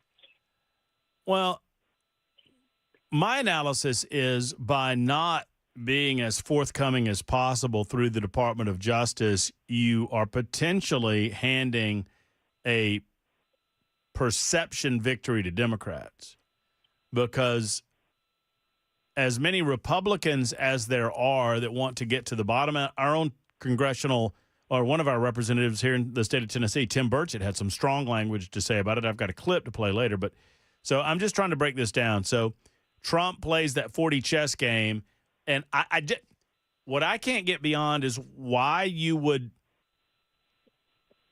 go through that to move it to the Congress just so Democrats can begin to demand to see the information so that they can potentially claim a victory? I don't know. Maybe, and that may be like a big stretch. In the back of my mind, I'm thinking, look, this guy was probably a CIA operative. They're probably sitting on a powder keg of information related to other things, not related to sex trafficking, that they don't want to get out. But I don't know, and none of us do. But I don't think we're ever going to see any of it, honestly. Well, a Murphy maxim, or Murphy's law number 142, states that a lack of information leads to speculation, and we are seeing this to the extreme, in my opinion, Dave, and thank you for the call, when it comes to the Epstein situation. You have a lot of people, from Matt Murphy to Dan I'm not pointing fingers here. I'm just saying. You have Dan Mandis and Matt Murphy and Chris and Chad and everybody and their brother on social media and everybody and their brother that has a podcast telling us what we quote unquote know about the Epstein files. Well, we know that he was a part of the Mossad, or we know that he was a part of the CIA. And I'm not saying you said that, Dave. I'm saying that. When, in fact, we don't know what we don't know. I speculate on some of this, and I tend to believe certain things, but I try to make sure that I tell you that. But you have a lot of people out there where we know this, and we know that, and we know this, and we know that, and this is why this is happening, and this is what they're doing, and they don't know what the hell they're talking about.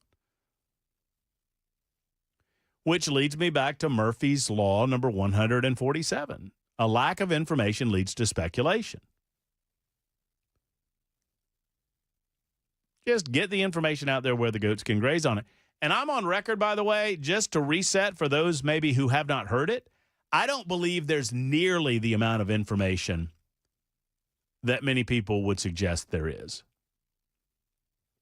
But I do not believe that there are not third parties implicated in these files. Marie joins us next on the Murphy Show lines. Hello, Marie. How are you? I'm doing great, Murphy. Love you. Love you guys. Thank great, you. Great professionals. I just wanted, first, I had a couple of comments, but yes, I agree with you. Definitely. There's third parties, and that's the biggest thing I think that bothers me of this whole thing is that I want to know who these third parties are. I don't want to let them off. We have to set examples in this country. And we start at the top. And this is a chance for us to set an example that if you're a participant in any way of molesting or raping or trafficking underage children, and I'm saying underage 18 and under, and I agree with you. And on a lighter note, Dan Mandis, I just have to say that I go back to the days in Los Angeles with Dan Mandis when he was the producer of the Dr. Laura show. Wow. It was bigger than life. And just if people don't know, a little background about Dan, but Dan Mandis is the most professional, humble person. You would not even know half the talent that he has. But I'll tell you, all those years with Dr. Laura's show in Los Angeles, I didn't miss a show, and neither did my dad. And we enjoyed every single show. And what a professional. And he was a big deal. So just people that don't know. Well, he's still a big deal. He was a star out in Los Angeles, and everybody knew who Dan Mandis Oh, and Dr. no, Laura. still a big deal. Still a big deal, Marie. Yep. So, that's all. Marie, did you, before you go, I have one question. Yeah. Did you ever call him when he was the exec producer of the Dr. Laura show?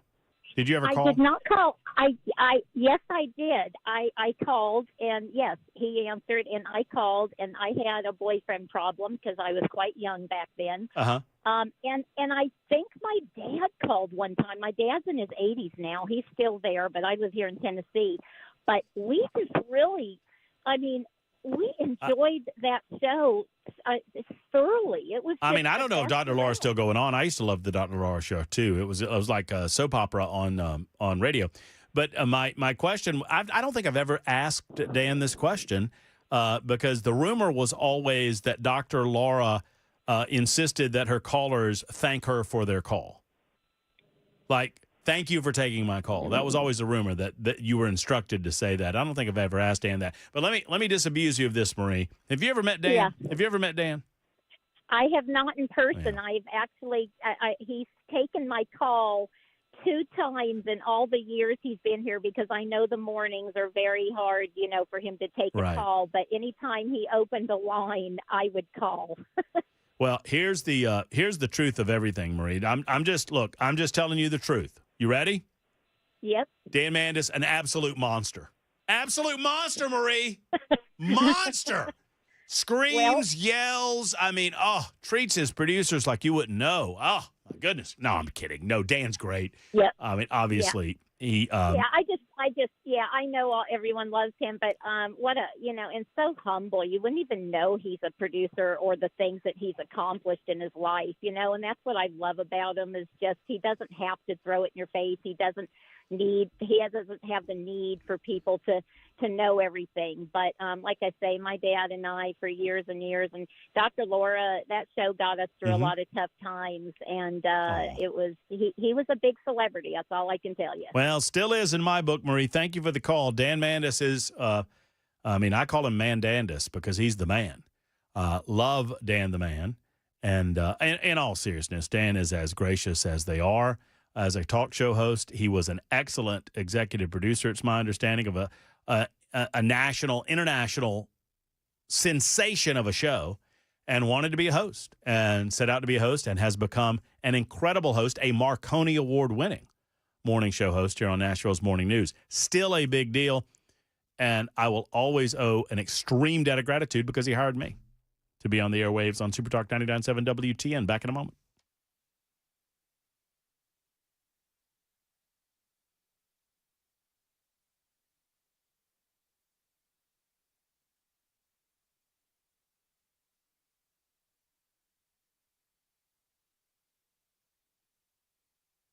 Heard the Mark Patrick weight loss hypnosis hype? Well, I attended because my father stopped smoking. I lost 70 pounds and my friend lost 20 pounds in the first 2 months. Wow, what are you waiting for? Join Mark Patrick seminars and lose the weight or stop smoking guaranteed for only $49.99.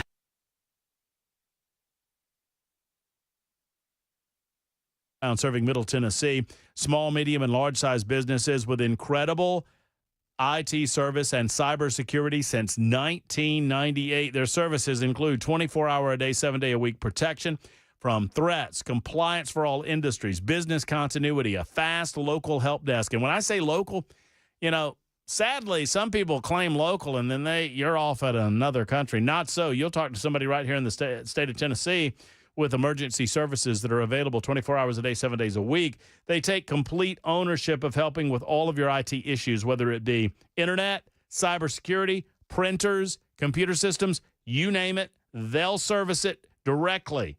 If you're a business owner, you need to make the call that so many others have made to Alpha and Omega Computer Consultants. 615-784-0096, 784-0096, or A&O.net. That's A&O.net.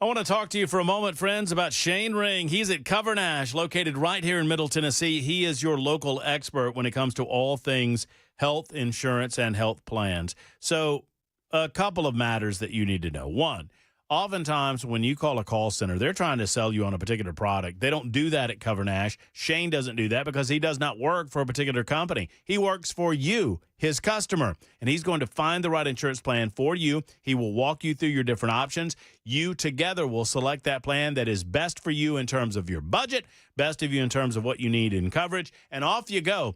No more call center agents wasting your time. No more calls you were never told you were going to get. No more bills you were never told you were going to get. Shane will show you in real time how you can access the costs of medical procedures and the visits you need by comparing prices for different providers and medical offices within your network. I mean, you go those steps and you can start saving money through Cover Nash. I've sat down in Shane's office and watched him do this in Brentwood. You can too. Call today, 615-465-0023. Don't wait. Call today, 615-465-0023 or online at covernash.com.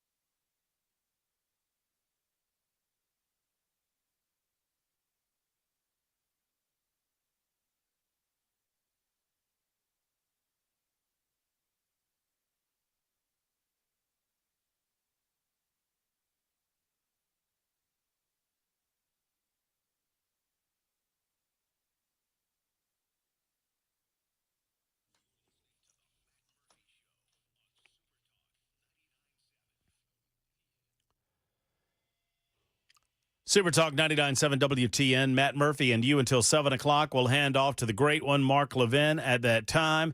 Excited to hear what Mark has to talk about tonight. I always listen to the great one on the way to MJ, driving my way home. 615-737-9986. If you have thoughts or comments before we get out of here, you're always invited. Now's a great time to do it because normally we kind of flush the lines by this time of evening. And I have many, many other subjects that I have yet to get into that I want to get into. Before I do, I tallied it official. Now, do you have access yet to the super text line? No, they won't give me access. Afraid of what I'm going to say. No. I'm going to give you access. I can give you my. If you post, understand you'll have to put like your name beside mine because it'll come out as MM. I don't want you to post as me. That's a little bit dangerous there, Jackson. But I would be willing. I trust you enough. Murphy says words that he will live to regret. I trust you enough that I would give you access through my super text account. If that's what the super texters want. I would gladly reply to the super text chat. Will I be Matt Murphy? Will I be myself? They miss you on Super Talk TV. I mean, apparently all the cameras are going down now. We had our number one guest camera went out. My camera sadly remains, so you have to look at this ugly face throughout the course of the day if you're watching on Talk TV, and y'all know it's ugly.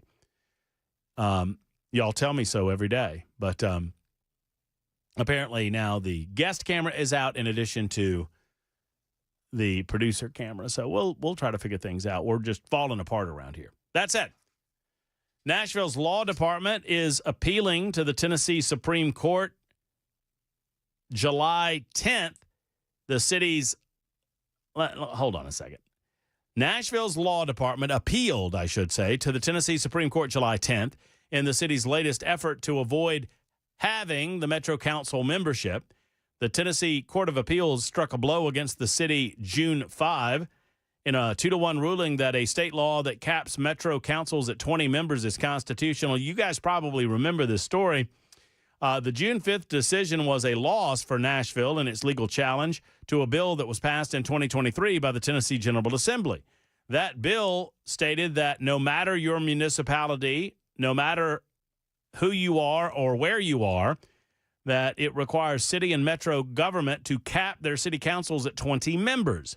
Metropolitan governments are combined city and county governments. There are 3 of those in the state: Davidson County, Nashville, Moore County, Lynchburg, and Trousdale County, Hartsville. Well, the only government that currently has any more than 20 city councilors on its city or municipality government is Nashville. But this is not a Nashville-centric or specific bill. Did y'all know, by the way, I'm fully in support of this bill.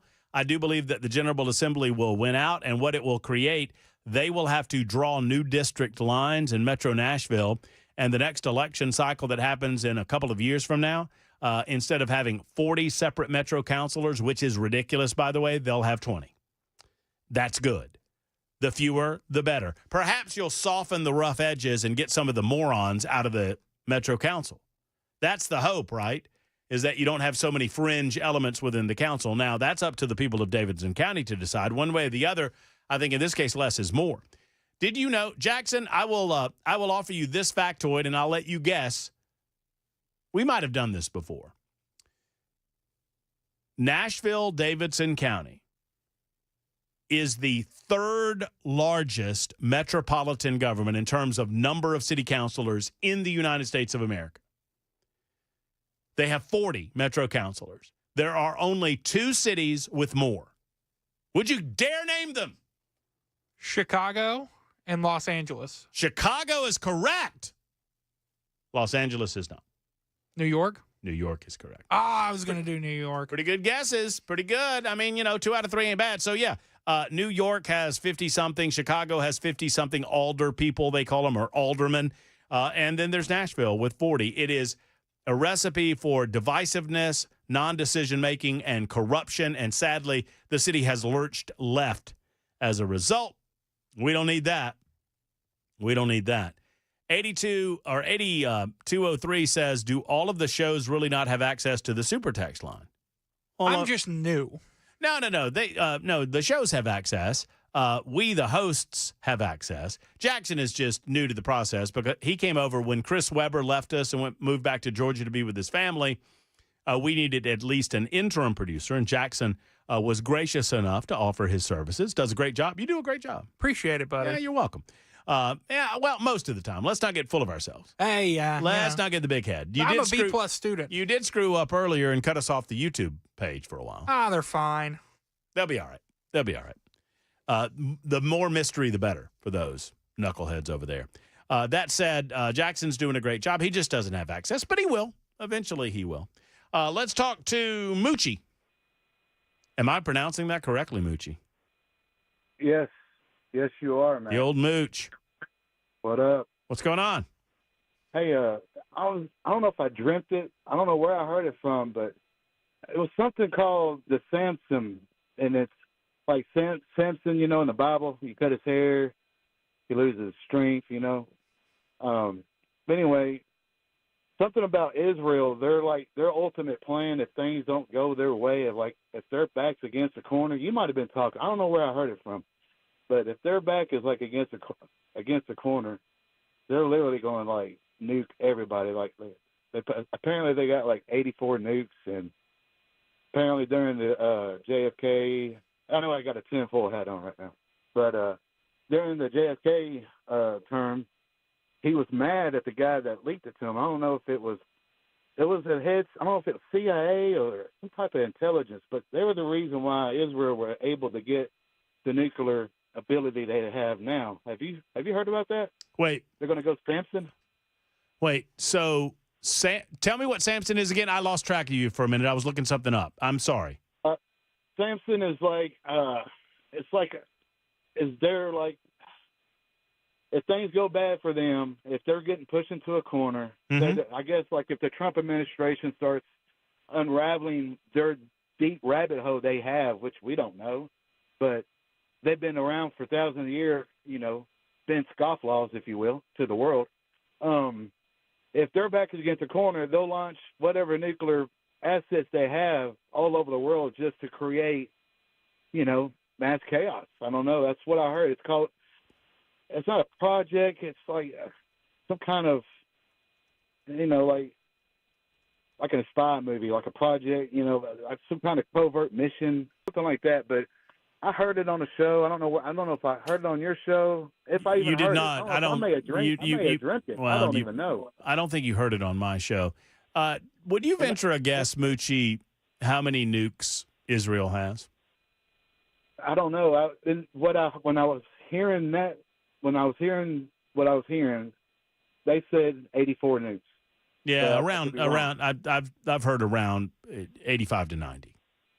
Okay, so like I said, I don't know if I dreamt this. I know it sounds insane, but I heard it today. That would be a suicide mission.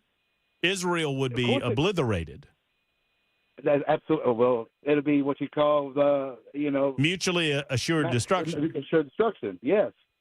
So, but I mean, that's what I don't know where I heard it from, man. It's crazy. Like all of a sudden that I don't know that a 2 or 3 minute segment of where I heard it. I might have been channeling God. I don't know. Once again, where you heard it is non-consequential to the ultimate point. So, what are you asking me if I think that is true? Right. Have you heard anything like that? No. I mean, I don't. I think there are many wild speculative theories, more so than we've ever seen them, because we have anonymous people online that post these speculations. And look, I understand that Israel has to defend itself. I understand that it wants to exist. I do not believe that there is an actionable plan. But is it possible that someone somewhere along the line brought it up as an option? Sure. I mean, I imagine so. I mean, we've heard a lot of crazy things that the United States of America has brought up as well. But I do not believe that it is an action plan that is actually would be considered by the state of Israel. I agree with you on that, but like I said, that's wherever I heard it from. It goes back to JFK, and that's part of the reason he got assassinated, because he was upset with whoever leaked that intelligence to the Israelis at the time. I don't know if it was Bush. Let me ask you this, Mooch. Do you believe? Because based on, you draw this back to the early 1960s, right? Yes. That's over 60 years ago. So. Yes, by that very suggestion, I ask you, do you think that the Jewish people are in control of the United States of America right now? Man, it's in the world of Twitter, you got some people saying yes, you got some people saying no. They've been, you got the mattress scandal where they were hauling that dirty mattress out of that tunnel. Nobody talks about that. There's reasons why there's coins. I don't know. The coins have ridges on. There's ridges on coins because back in the day they were shaving coins. It goes back to before Jesus. Really, if you boil it all down, we can always blame the Jews, huh? Right. I agree. No, see, I was being Moochie. I was being a little facetious. That was me being sarcastic. Right. I think people that are weak-minded enough to blame the Jews for everything are just that, weak-minded people. I think I'm a fierce individualist.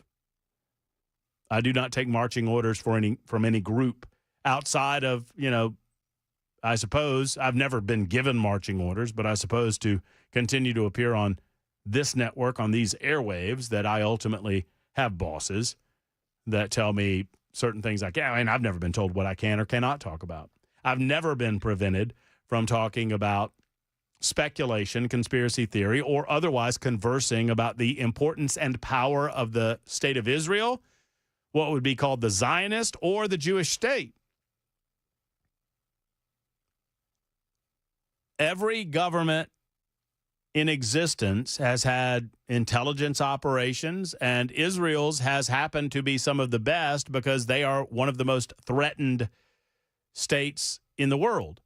I have noticed a significant uptick online, very dangerous place, but I've noticed a serious uptick in the amount of people since October 7th, 2023, in pointing fingers at all the world's problems at the Jewish people.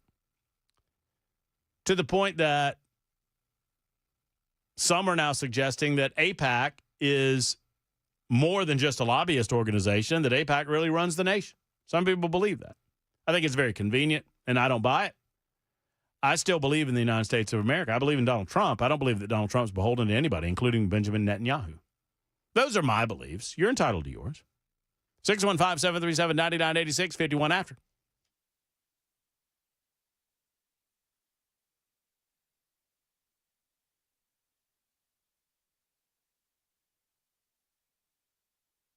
Heard the Mark Patrick weight loss hypnosis hype?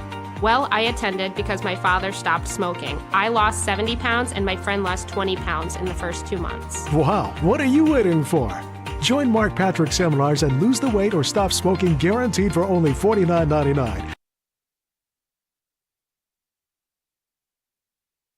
You have noticed the telltale signs. You need peace of mind. Bottom line, what you don't know can hurt you if it comes to your home, whether it's foundation that is settling wrong, whether it's waterproofing and we're allowing water inside of the home, whatever it might be, USS, they are the answer people. They will give you that peace of mind. They'll solve what ails your home. Go to USSTN.com to find out more. That's USSTN.com or call 615-488-7855. 488-7855 for USS. USS stands for United Structural Systems. It's what they do. USSTN.com or give them a call. Keeping homes stable and dry. Over 30,000 satisfied customers with USS.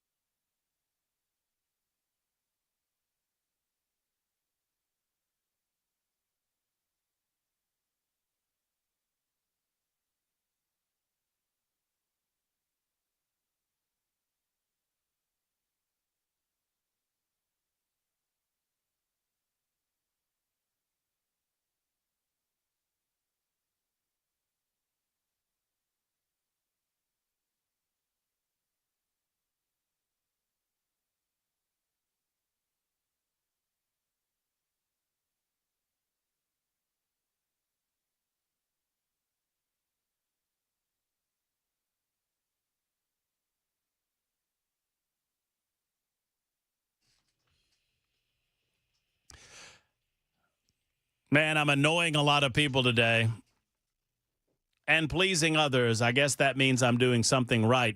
Steve in Marietta writes in and says, best line of the day, I'm Matt Murphy. I know so because it says on my underpants. That's true. Well, I mean, my name's not really on my underpants. It's just something that I like to say. A couple of minutes before we say goodbye, enough time to wrap up some of these stories we have been following for you. To include, I will not get a full-throated opportunity to go into this today, but perhaps tomorrow.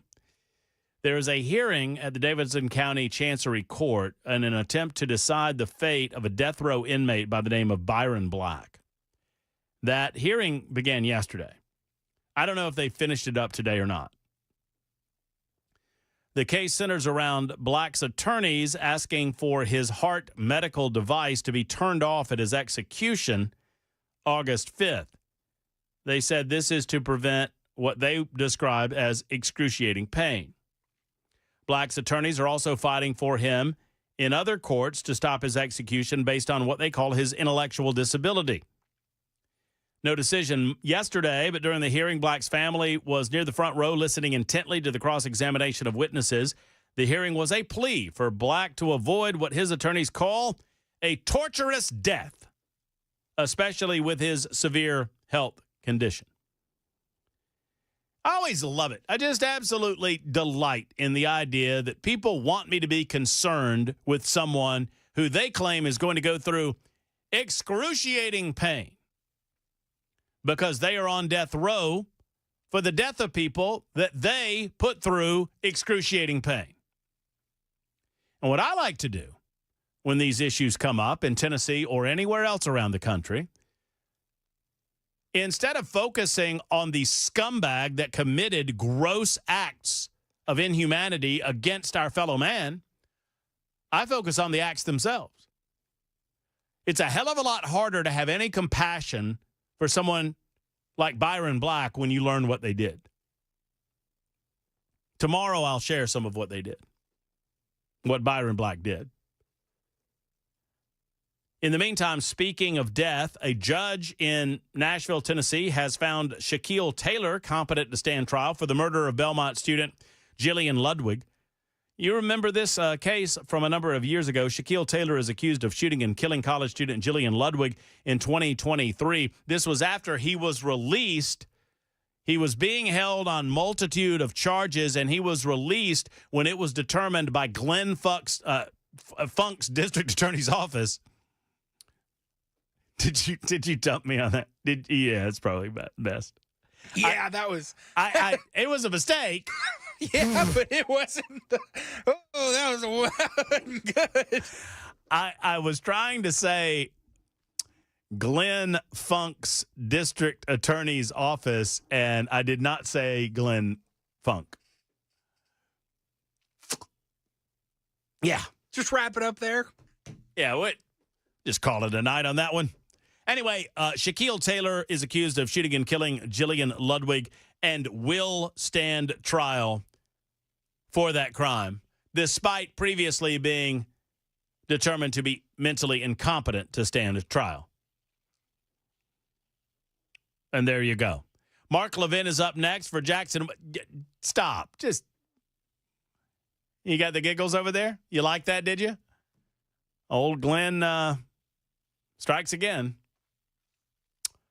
Time to go get a liquor drink. Until next time, for Ken Weaver, for Jackson Williams, Matt Murphy speaking and saying, have a great evening. Hug your loved one. So long, everybody.